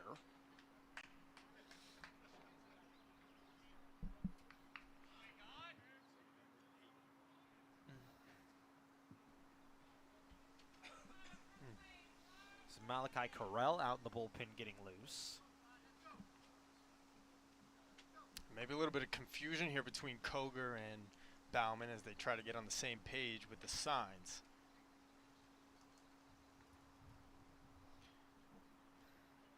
So a big pitch here and a 2-0 count with 2 away, and the base is loaded for Glendale. This one hit right back up the middle for a base hit by Gonzalez. 1 run will score. Camacho comes up throwing. 2nd run scores as Cragen easily from second base. And a 2-out RBI single. 2-out 2 RBI single, we should say, from Adrian Gonzalez. Now has 4 runs batted in the ball game, is 3 for 5. And Glendale has pushed the lead to 7-2. Well, Bauman has been efficient most of this afternoon, but the walk and hit batsmen this inning really are his undoing now in the 7th as Glendale opens it up to a 5-run lead. Hanseo will come in here. Seo no hits and 2 at bats. Reached on an error, flew out to left field, walked, was picked off, and was hit by a pitch. So he's had an active day, just has not had a hit yet in the ball game. Bauman delivers a breaking ball over the inner half of the plate for a strike. Runners on first and second here as Velasco moves up to second base on the base hit from Gonzalez. Gonzalez has been red hot today with 3 hits in the ball game and 4 runs batted in. He's been good with runners in scoring position today. He's burned the Cougars for 4 of the 7 Glendale runs. That one misses inside. Able to check his swing was Seo. So the count even at 1-1. Cougars need to get busy at the plate. You wonder if Glendale will send Saval back out. I know they've had some action going in their bullpen for a little bit of time, but now with a 5-run lead, you could throw Saval back out there and just let him continue to work. For the Cougars, I think you'd want to see a different arm at this point, just somebody else. So this one popped up in foul territory, should be playable back in the bullpen. Over to get there is Ambriz, and he'll make the catch just off your screen to the left for the 3rd out of the inning. So Seo pops out in foul ground as Ambrose makes the play. But 2 runs come across on a 2 RBI single from Adrian Gonzalez. And Glendale has a 5-run lead as we head to stretch time here from Cougar Field, the home half of the 7th, coming up when we come back. The restaurant and hotel business is the second largest industry in the state of California. Opportunities in such a vibrant career are a click away at College of the Canyons. It teaches you how to work with people, how to motivate people, how to manage people, how to lead people. And those qualities are so in demand in whatever industry we choose to go into. COC can get you started on a journey into hotel and restaurant management today. Getting that perfect slice is satisfying, fulfilling, and rewarding too. But we don't do it for fun. We do it for fresh. Slice to order makes a sub above.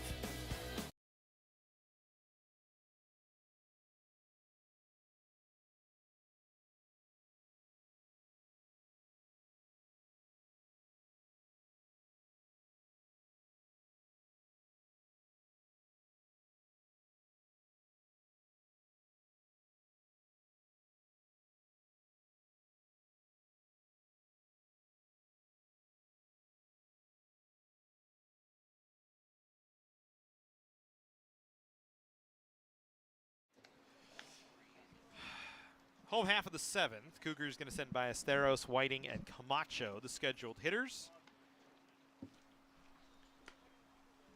As a pitching change for Glendale here into the 7th inning. So Savant goes 6, gives up 2 runs. Number 25, Chris Lozano. And they'll bring Chris Lozano in to take over. As now with a bit of a stretched out lead, you can let some other arms get some work. And for the Cougars, it's, I would say, a good sign as you just get to see somebody else at this point in time. Lozano, the lefty out of Cleveland High School. Leading off for COC. 1-0 on the year. This will be his 11th Number appearance 12, of the second season. An baseman ERA of Alex 4.02 and 15 2/3 innings pitched. Has struck out 13, walked 8, given up just 7 earned runs and 14 hits. In relief this year,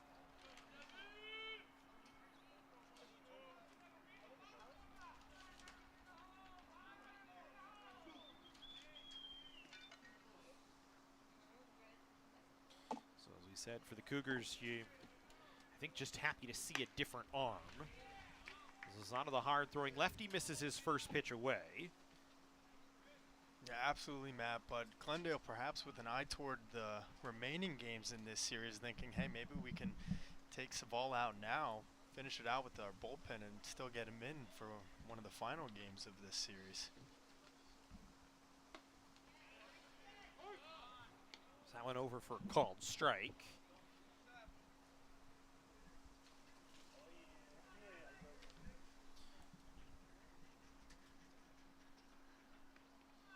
Savall, 6 strikeouts in the game, 2 walks, gave up 2 runs, but just one of them earned for COC. Gave up only 4 hits. Remember, Glendale, perfect so far in conference play this year at 12-0. 23 wins on the regular season. Just 5 losses, finding themselves trending as one of the top teams in the state of California this year. And riding a 13-game winning streak, which is the 2nd longest in the state. Only Alone College from up north in California has a longer winning streak this year.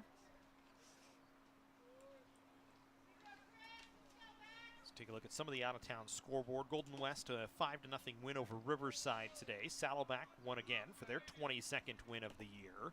Team that's right now ahead of Glendale in the rankings, 10-5 over Irvine Valley.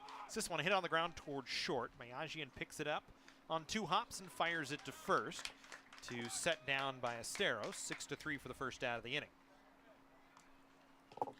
Number 18.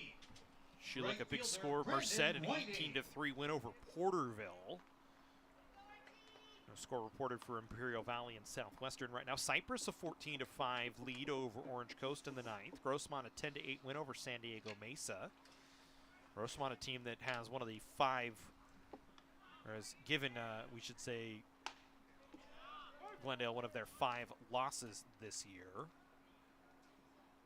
Of course, now I've lost everything as my sheet changed, so I got to go back and look around. Santa Ana 12-0 win over Fullerton. Reedley 11-2 over West Hills Kalinga today. Reedley a 16-win team. Santa Ana, of course, a 22-win team. Palomar 3-2 over San Diego City. Palomar 20-9 on the year. Fresno City now with their 23rd or 24th win of the year. Beat Sequoias 12-3.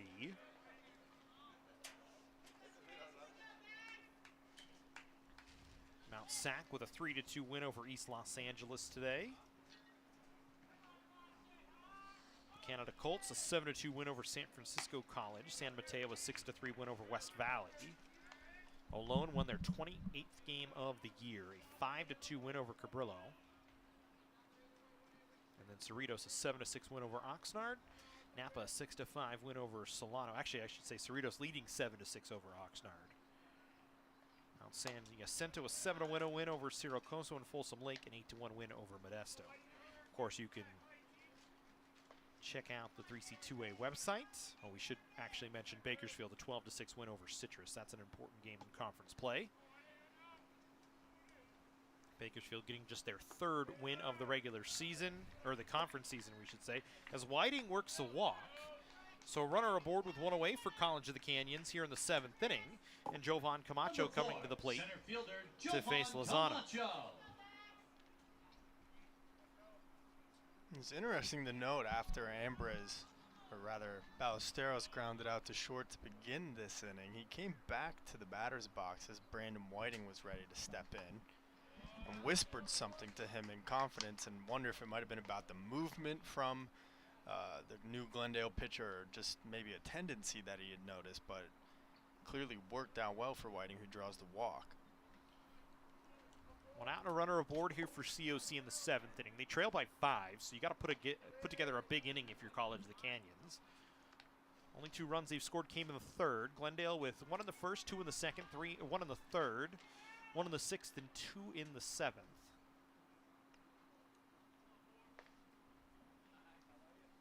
Been a close ball game for most of the ball game. It's the largest lead of the day for Glendale, as Camacho swings and misses on a fastball with some extra mustard behind it from Lozano. Makes it 1 ball and 2 strikes.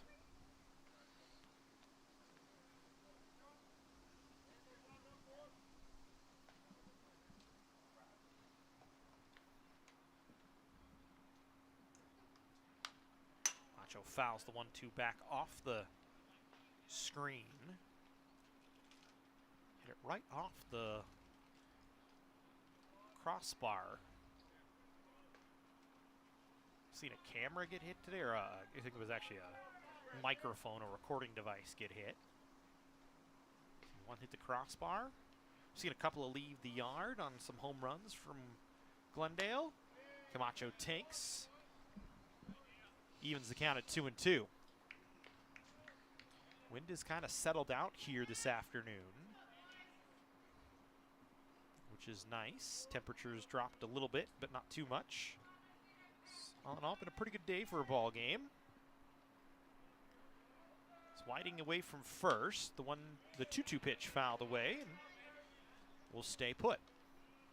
And Lozano's been solid this year, 4.02 ERA, and kind of like Suval, that game against Santa Ana on March 1st, which was a 15-13 loss for Glendale. He had 3 earned runs, but other than that has been solid ever since.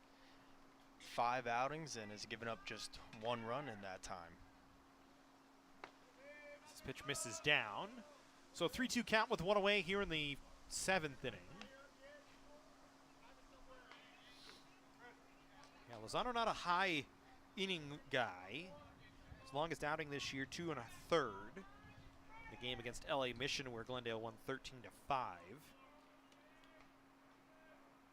He hasn't given up more than 3 hits in an outing so far this year, as he strikes out Camacho for the second out of the inning. Number 2. Two down here in the seventh, and Ryan Camacho will come to the plate.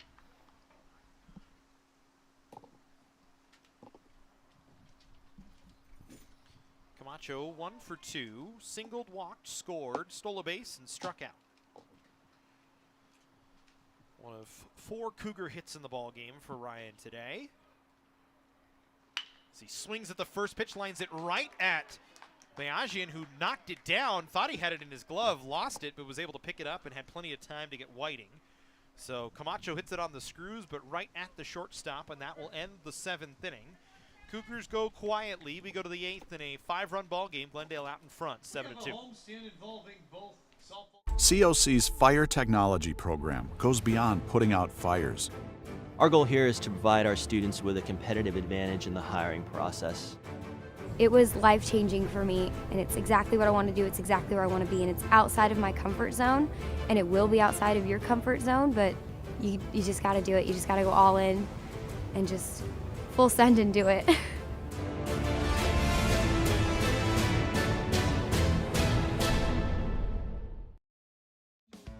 Getting that perfect slice is satisfying, fulfilling, and rewarding too. But we don't do it for fun. We do it for fresh. Slice to order makes a sub above.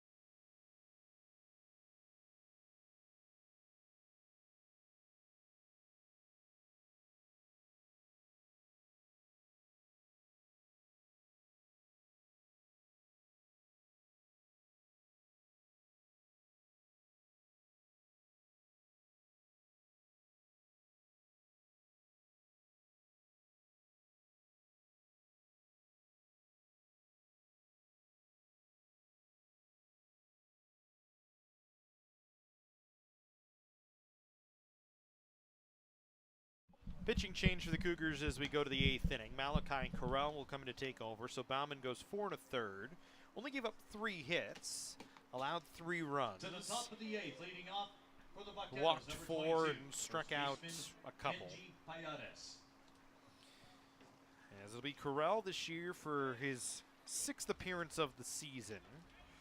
A 38.57 ERA and 4 2/3 innings pitched. Has given up 20 earned runs in those 5 appearances. Walked 7 and struck out 2 as he'll face Kenji Palares, Alex Mills, and Izzy Madariaga. So, freshman out of Cleveland High School will try and go to work and get the Cougars back into hit. This one hit softly on the ground towards the shortstop. A 2-hopper to Mikey Kane will pick it up and fire it over to first to retire Polaris for the first out here, the 8th inning.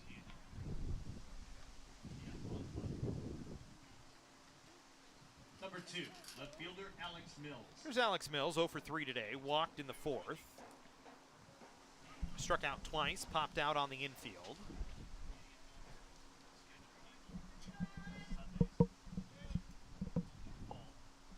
Glendale with a 5-run lead. Cougars running out of time, just 6 outs remaining for COC. As Corral's first pitch misses up and away.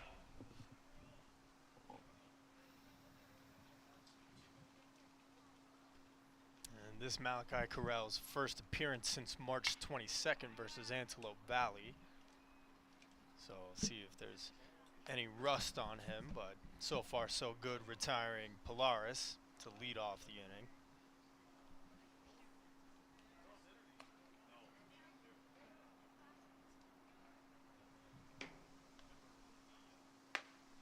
Good pitch from Corral that time, over for a strike, and he's ahead in the count 1-2.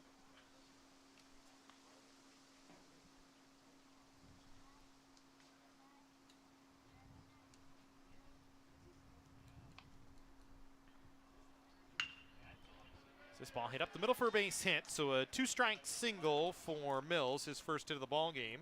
Glendale with a runner on once again. So far today in the ball game, Glendale has had a runner on in every inning but the fifth. Number 12, second baseman, Izzy Madariaga. They've left 14 on so far in the ball game. Got 2 home runs though, Madariaga and Velasco with home runs in the ball game. Adrian Gonzalez with 3 hits and 5 at-bats and 4 runs batted in. It's Madariaga, 2 for 4 today. He's scored twice, had the solo home run in the second, singled in the third, popped out in the fourth, and reached on an error in the seventh. Swings and hits this one in the air towards center field. Coming in is Camacho to make the catch in shallow right center for the second out here of the 8th inning. Number 9, shortstop Artin Biagian. So 2 away for Biagian, who will step in.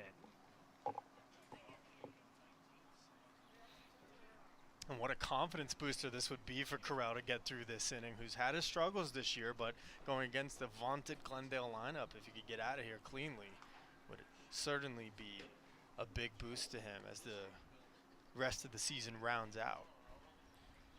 Keeps an eye on Mills over there at first base. This ball fouled away. No balls and 1 strike. Biagian today walked a couple of times, grounded out and popped out 0 for 2.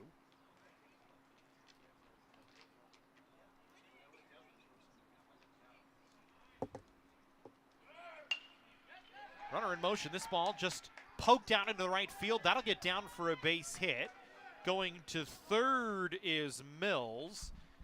And it's a 2-out single for Biagian, his first hit of the ball game. And with 2 away, it'll bring Brandon Wynn to the plate with 2 down and runners on the corners. Number 30, designated hitter Brandon Wynn. And good job by Brandon Whiting getting that ball back into the infield quickly, because Madariaga had Mills had such a good jump there on the stolen base that he was first to third in a flash, that had Whiting not got it in quick enough, he might have thought about rounding third and heading for home.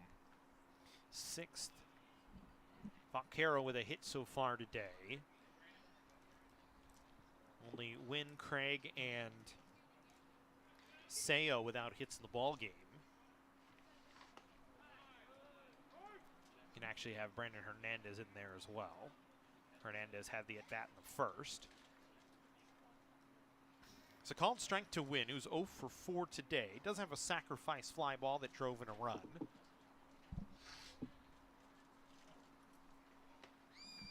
Waves at a off-speed pitch from Corral.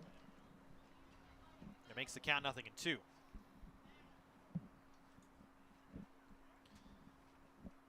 Brandon's had a tough day at the dish. Struck out to open the game. Popped out a couple of times, grounded to second base. Runner in motion, but down on strikes is Wynn. So Corral gives up a pair of singles, but nothing else. No damage done. We head to the home half of the 8th inning. It's still a 5-run ball game. Glendale in the lead. COC's fire technology program goes beyond putting out fires.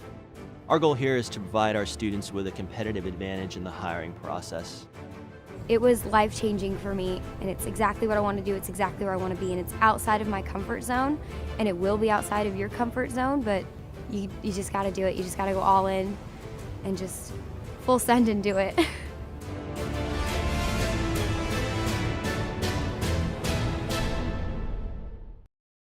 If our turkey had a resume, it would say it's 99% fat-free, filler-free, and raised without antibiotics. But our turkey already has its dream job at Jersey Mike's. Premium meat makes a sub above.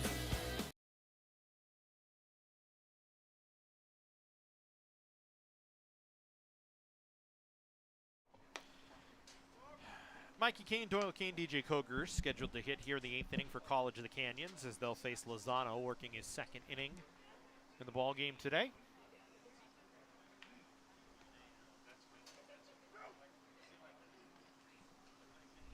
Lozano worked around a walk in the 7th. He'll face Mikey Kane to lead things off. Mikey extending his hit streak to 17 games now with a single back in the 5th inning. He's hit the ball hard a couple of times today. Leading off for the Cougars, number 7. Wind not helping Mikey Kane. in his at-bat in the 3rd on a ball that was hit on a line out in the left center field that was tracked down. But certainly showing off a bit in terms of just his ability to find hits in ball games. His hit back in the 5th was a hard ground ball through the left side. So try and lead things off for the Cougars here in the 8th inning. First pitch from Lozano misses away. So Mikey finds himself ahead in the count, first time today.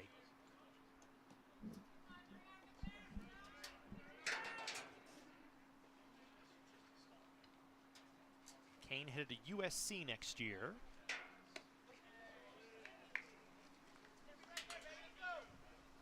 It's kind of a late add to the Trojans recruiting class, so opted to come to COC, play with Doyle this year.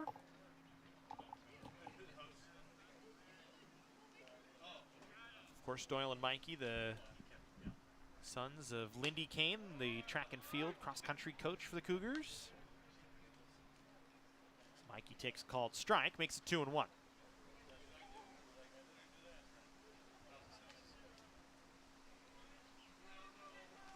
Wind has started to pick up a little bit in an opportune time right now with Mikey Kane at the plate. Takes that pitch on the outer half for a called strike, makes it 2-2 as that one from Velasco thrown out to the second baseman, Madariaga. I think the wind kind of caught a hold of that one, as it really is picked up all of a sudden. It was calm for 2.5 innings. And all of a sudden, just big old gusts of wind coming through.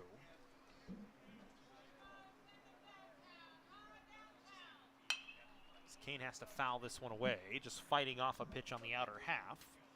Keeps himself alive.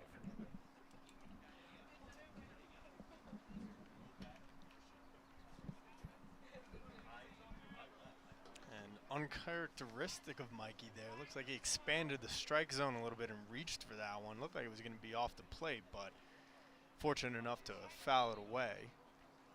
But Mikey, usually such a disciplined hitter.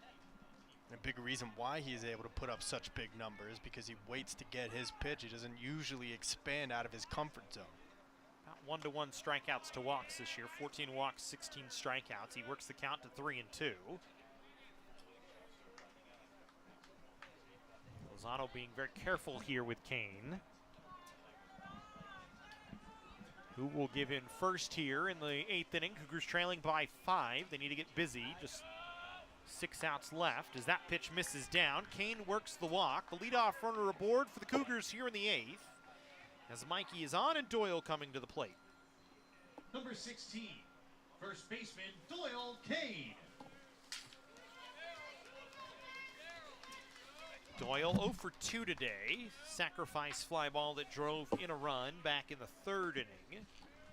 The only run batted in for the Cougars today.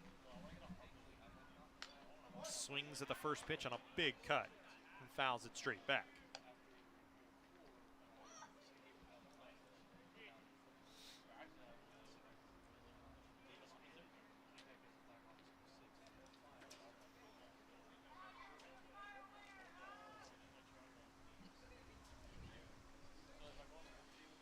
Doyle this year, home run, 19 runs batted in.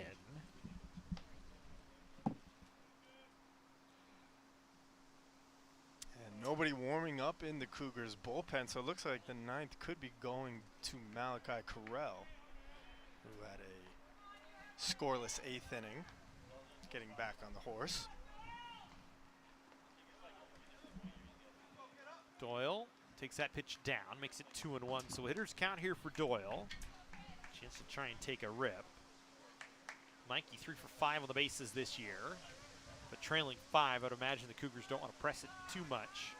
Try and string together some hits instead. So Doyle 1 home run. It came here at Cougar Field against San Diego Mesa way back in February.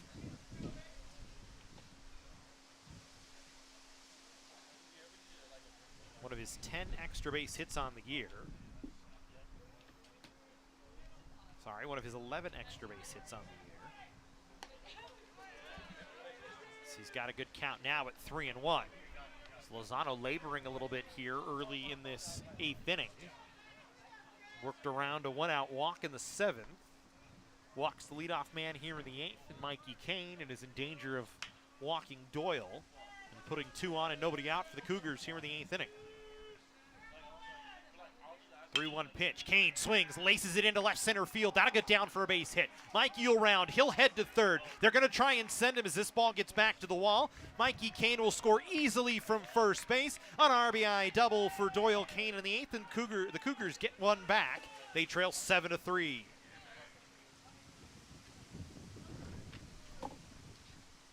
Just a good at-bat from Doyle Kane. They're getting ahead in the hitter's count. Gets a good pitch to Rip and just sends it into the left center field gap. Goes all the way to the wall, and Mikey Kane easily coming around to score. The key kind of on that one is the wind is picked back up. He kept it below the wind level. The ball was on a line very low. Kept it underneath the mountainside behind us to our left. And able to get it all the way out to the wall. We haven't seen a lot of balls out in left center field really reach maybe midway out on the left side of the outfield, as it brings a visit to the mound now from Glendale.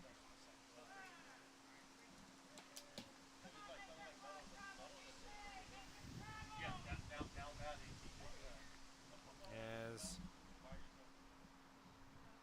pitching coach heading out to have a chat.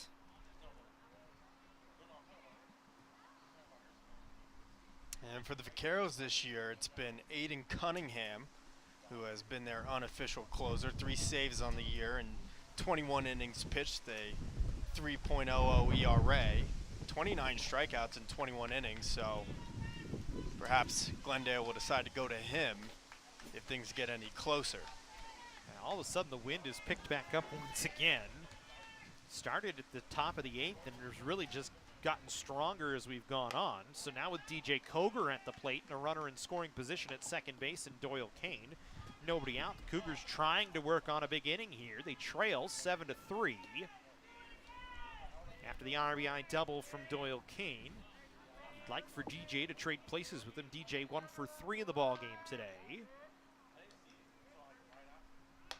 Takes the pitch for a strike in the upper portion of the zone. DJ kind of looks back, asks the umpire, shakes his head, says, all right, go to work now at 1-1. And it looked exactly where the first pitch that was called a ball was.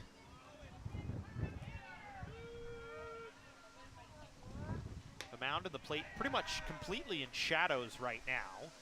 The middle infield and all of center and right field in bright, brilliant sunshine. A little bit of sunshine poking through the trees near the home plate area. And straightaway left field pretty much in shadows, everything else in the sun. Softball with a victory today on the road against Citrus, a 4-1 winner. Another nice win for the Lady Cougars softball team as they pick up the W. The baseball team trying to follow suit here. This is a 3-1 count to DJ Cougar.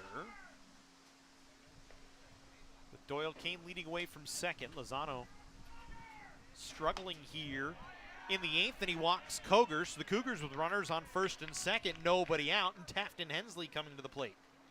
Second walk of the inning issued by Lozano, third walk of the ball game. Hitter Tafton Hensley. This is a big spot for Tafton Hensley, who's 0 for 2. Walked, was cut down at second, and resulted actually in a double play ball on a runner's interference. And I think this is actually going to end the day for Lozano here, as Cole coming out to talk to him here.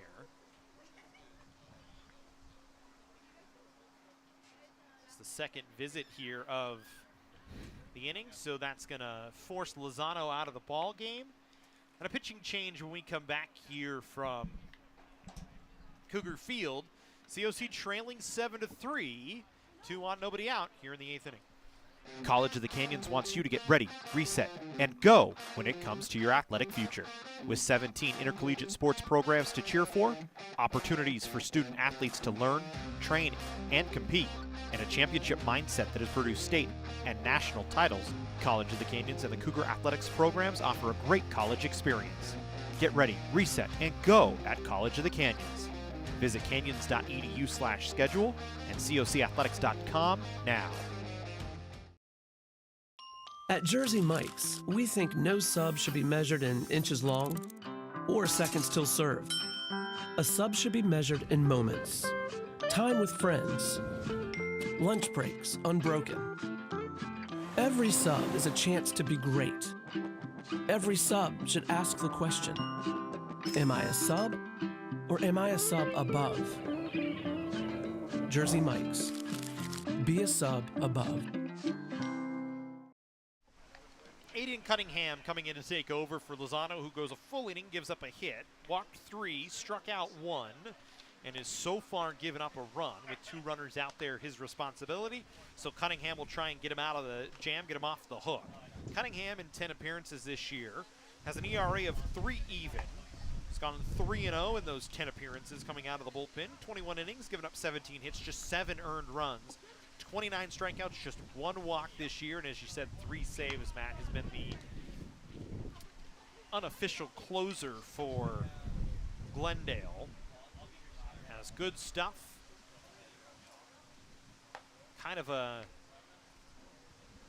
little bit of an awkward delivery, kind of brings his arm up over his shoulder and kind of throws from kind of a side angle, but it's really right over the top, and it makes it tough for the pitchers to pick up, or hitters to pick up. And so he'll face Tafton Hensley here in the 8th inning. Hensley, as we said, 0 for 2 with a walk. And Cunningham coming off one of his more difficult outings of the year. 4 innings against Citrus, gave up 3 runs. And nearly hits Hensley on the first pitch.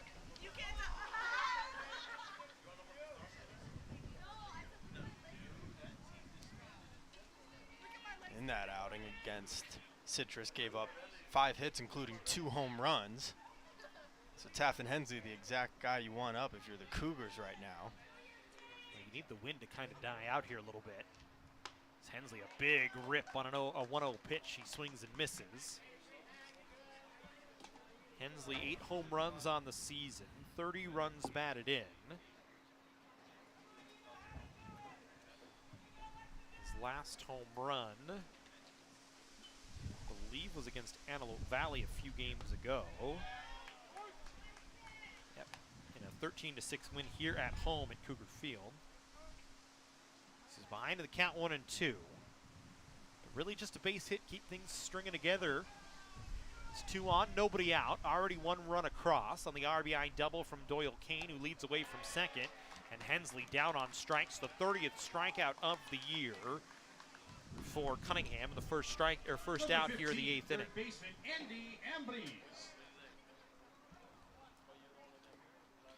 It's not as though Cunningham mixing in a lot of pitches, really just coming with heat. Says, here's my fastball, try and hit it. Yeah, and Hensley really trying to get a couple there on that swing and maybe go yard with a 3-run homer. And I don't want to say over-swinging, but certainly wasn't shortening up there even with 2 strikes. Ambrose takes a strike. So Cunningham just pumping the fastball into the zone. Missed on his first pitch to Hensley, came with 3 straight fastballs for strikes. Can make it 4 in a row as he puts the first one over against Ambrose. The 1-0 pitch misses down in the dirt. Good block behind the plate by Velasco to keep it in front and evens the count at 1-1. It's a big spot for the Cougars here and for Andy Ambrose, who's got a hit. Singled back in the second. Flew out and grounded into a fielder's choice that resulted in a double play off of a runner's interference play. Swings and misses. Looked like he was way out in front. Maybe a little bit of a changeup from Cunningham there. Pulled the string, makes it 1-2. Yeah, and that's now 3 swings and misses from Cunningham already. You can see why he's got 30 strikeouts on the season. Nasty stuff. And he sets Ambrose down on strikes. Back-to-back strikeouts for Cunningham, make it 31 now on the season for him. Second strikeout of the ball game, 2 away here in the 8th inning. Now Alex Ballesteros, who's 0 for 3 today.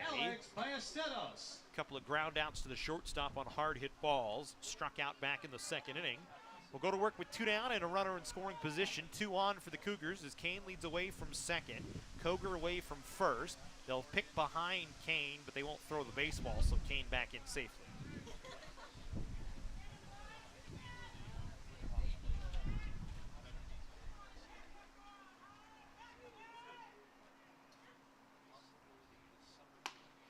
Ballesteros swings and misses. And you can just see how hard it is for the Cougars to put a bat on the pitches from Cunningham right now. As I believe that's 6, actually. I think he got all 3 on Tafton, got 2 of 3 on Andy. That's, I think, his 6th one, right? Ballesteros finally puts a bat on the baseball, fouls it away off to the right. But he's behind in the count, 0-2. So Cunningham a strike away from stranding 2. Taking away what looked like a promising inning from the Cougars and turning it into just a single run. It's the 0-2 pitch on the way. Foul tipped in and out of the glove of Velasco, so Ballesteros will stay alive and try it again.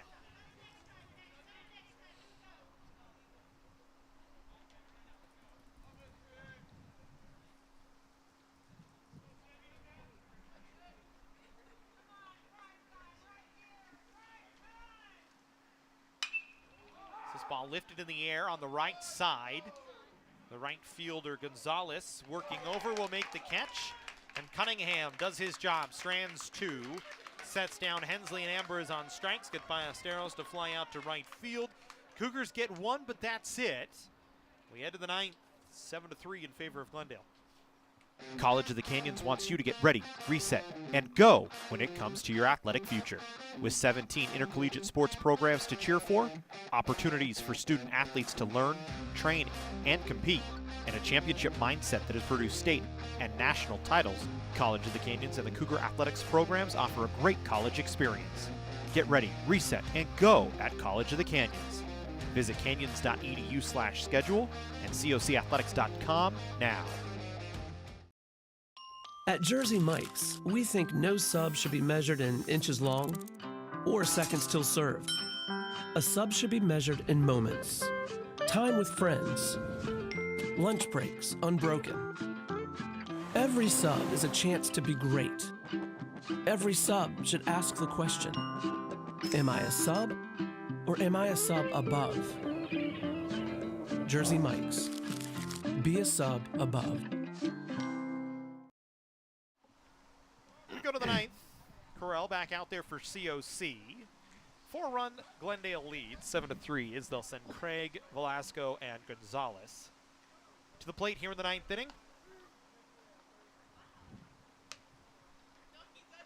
Cougars need a quick inning here from Malachi Corral, who stranded 2 in the 8th inning. To the top of the 9th, leading off for Glendale, number 7. Glendale has stranded 15 in the ball game.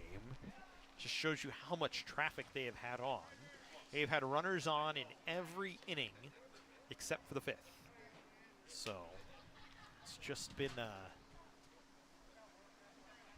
lot of traffic on against COC. And to keep it at a 4-run ball game right now going into the 9th, they think is a victory in and of itself. Just to give yourself a chance if they can keep it there. As Corral will go to work here against Craig. The first pitch misses on the inside. Craig, who stands nearly with his toes on the plate,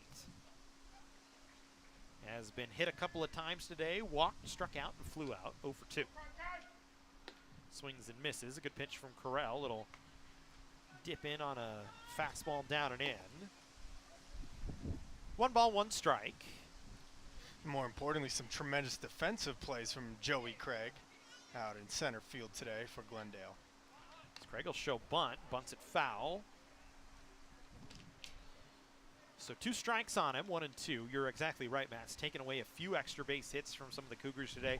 COC has hit a lot of balls on the screws, and Craig has been right there aligned perfectly defensively. Credit the Glendale scouting report, especially in the wind today.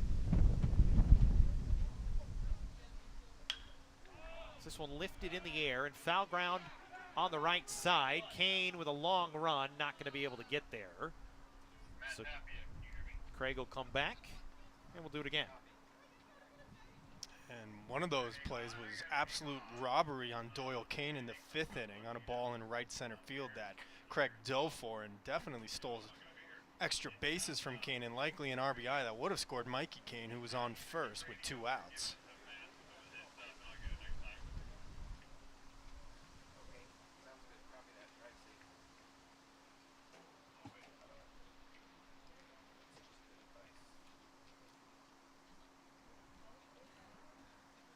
So 1 ball, 2 strikes.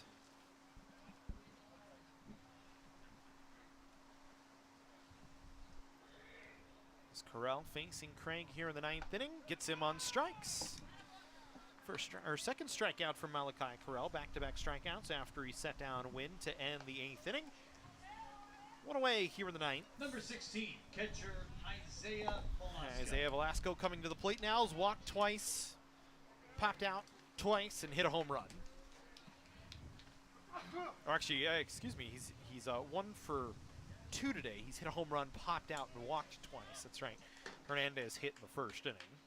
Forgot that little lineup quirk that we had in the 1st as he takes a called strike from Correll.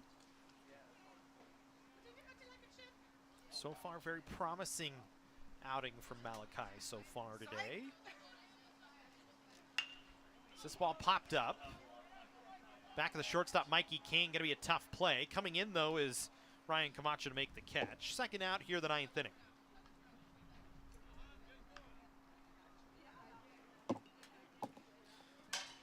So 2 down for Adrian Gonzalez. Gonzalez today, 3 for 5, 4 runs batted in. A pair of singles and a double in the ball game. That double in the 2nd was a fly ball double. Legged one out on a ball that was hit in the air, and the wind took it out into right field. Nothing Brandon Whiting could do. Nothing Alex Ballesteros could do at second base. He actually lost the ball in the sun. And Gonzalez showing the positives of hustle, sprinting around into second base, actually drove in a run on just what should have been a fly ball out. He's head in the count, 2 balls and no strikes, as both pitches from Correll missed down.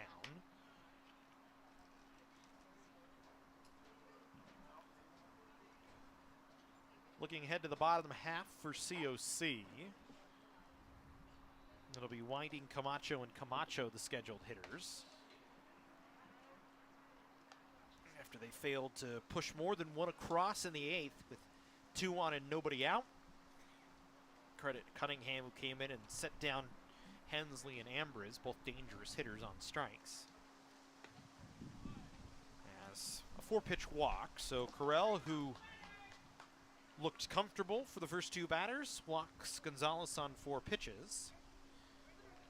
Number 8, third baseman Hans Seo. And Cougars were threatening to go 1-2-3 for the 2nd time today, but Glendale gets a runner on. So Glendale runners on in 8 of 9 innings today in the ballgame. That's been pretty much the story right now as Hans Seo comes in. Hit by a pitch, walked, reached on an error, flew out and popped out. Is 0 for 3 so far today.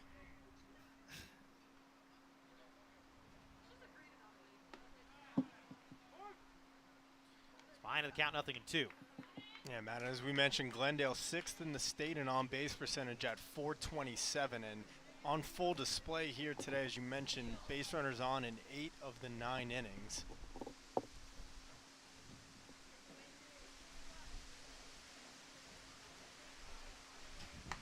Good pitch from Correll. Sets down Seo on strikes. 3rd out of the inning. 3rd strikeout of the day for Correll. We go to the 9th, the Cougars trailing by 4. And they'll bring Whiting, Camacho, and Camacho to the plate. Trying to pull off something big here in the 9th. College of the Canyons wants you to get ready, reset, and go when it comes to your athletic future. With 17 intercollegiate sports programs to cheer for, opportunities for student athletes to learn, train, and compete, and a championship mindset that has produced state and national titles, College of the Canyons and the Cougar athletics programs offer a great college experience. Get ready, reset, and go at College of the Canyons.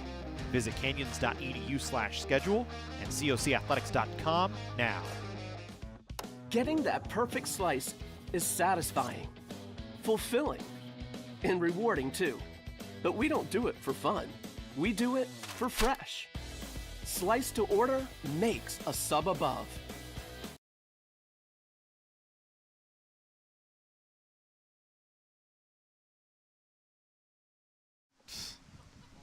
Cunningham back to work here in the ninth, as what was a good crowd is thinned out quite a bit as we go into the ninth at a 4-run ball game. Stranger things have happened, though, here at Cougar Field, so COC will ask Whiting, Camacho to get something started here in the ninth. Whiting walked, struck out twice, 0 for 2.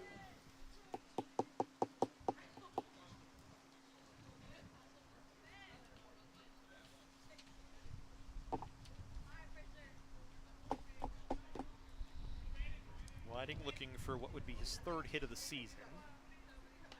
He's only had 11 at-bats so far this year, takes a called strike. Cunningham just right back to work, pumping the zone with strikes. Striking out Tafton Hensley and Andy Ambrose in the 8th.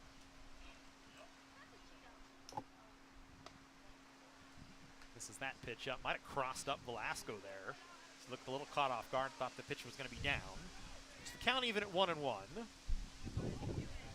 We're in the bottom half of the ninth inning in a 4-run ball game. COC trying to climb back down to their final 3 outs. Whiting got fooled on that pitch. His back foot actually almost went out of the batter's box as he offered at it. So Cunningham ahead, 1 ball, 2 strikes.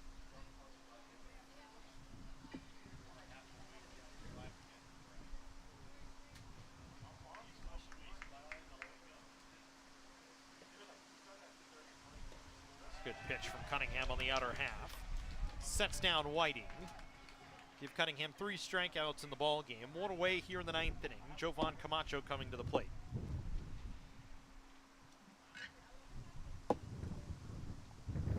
That's now 10 strikeouts for the Glendale pitching staff today. One of the keys to the series that we mentioned in the pregame show, put the ball in play. Glendale among the state leaders in striking out opponents, and meanwhile not exactly the most fundamentally sound in the field, and they have committed 50 errors, and we've seen a couple here today, but the Cougars struggling with this pitching staff. Camacho fouls it straight back. So he's behind in the count, 0-2.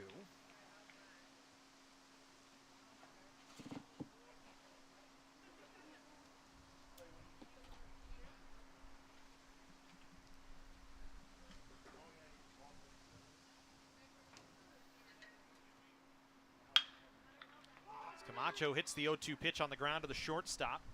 Miajian's throw low in the dirt. Camacho was there anyway before the throw. So an infield hit for Camacho and the runner aboard here for the Cougars in the 9th. Number 2. That'll bring Ryan Camacho to the plate. So Jovan with his first hit of the ball game. COC trying to get something cooking, just their 5th hit of the ball game. Well, easier said Sorry, than 6th done. hit of the ball game. Easier said than done, but put the ball in play, good things can happen. As Camacho hustling all the way down the line, legs out the infield single. And Camacho, big reason and part of the comeback victory in the 9th inning against West Los Angeles on Saturday.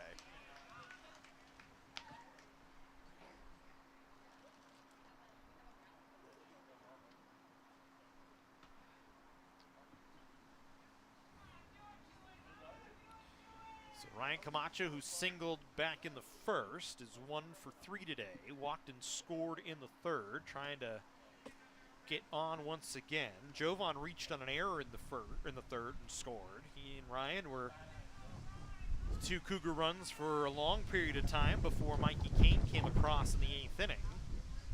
Trying to get something started here with 1 away. It's 1 ball, 1 strike count. First chink in Cunningham's armor so far today. It was just an infield single as Camacho takes a called strike. He's behind the count, 1-2. The one knock on Ryan this year has been the strikeouts, 34 of them so far this season. Otherwise has been relatively solid and has really taken over the leadoff role and done a nice job for COC. As he waits on a 1-2 pitch with 1 away and his brother leading away from first base. Cunningham delivers. Camacho bloops this one out into right field. That'll get down for a base hit. Jovan will stay at second. And all of a sudden, the Cougars with runners on first and second here in the 9th inning after back-to-back singles from the Camachos. Shortstop Mikey Kane. So here comes Mikey Kane with 2 on and 1 out. It's a 4-run ball game. Kane so far today, 1 for 3. Walked and scored in the 8th, singled in the 5th. And now faces Cunningham. He's been effective against righties so far today, but has given up 2 hits. Here in the 9th, gets Kane to swing through a fastball and is ahead in the count. Talk about important at-bats, and this is certainly an important at-bat in the 9th for the Cougars. Should like to get a little rally going here with 1 away. I already have 2 on, but Mikey Kane behind of the count, 0-2. Wind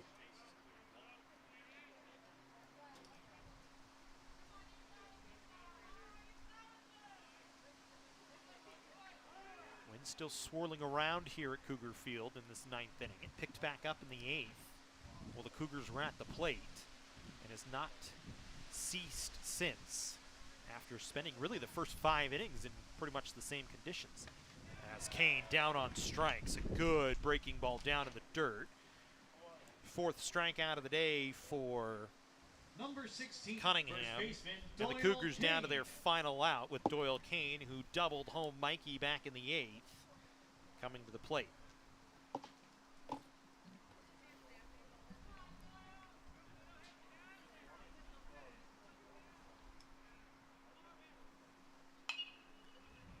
Doyle fouls the first pitch away. So Cunningham again finding the zone. Doyle a double, 2 runs batted in today. 1 for 3. Looking for a little 2-out magic for the Cougars here in the 9th. Swings and misses on a fastball in the outer half. The Cougars down to their final strike with 2 outs, 2 on. A 4-run ball game. Glendale trying to make it a perfect 13-0 on the regular season in conference play and pick up their 24th win of the year.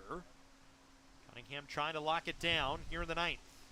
The 0-2 pitch. Swung on, hit right at the shortstop.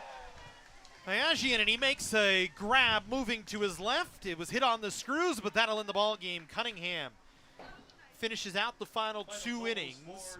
Kane robbed of a base hit. For Glendale, 7 runs, 10 hits, and an error. Cougars, 3 runs, 7 hits, and 2 errors in the ball game.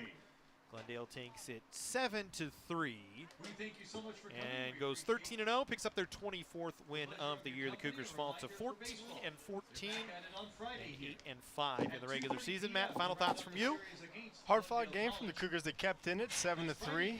Good outing from Malachi Corral, Scott Bauman as well, who picked up Albert Prado, and they'll live to fight another day and hopefully take the next 2 in this series against Glendale. They'll do it again on Thursday at Glendale. Back here on Friday, we'll have it for you 2:15 for the pregame show, 2:30 for first pitch. As we hope to see you on Thursday for some softball. Should be a good game against Bakersfield on Thursday. Conference game for the ladies.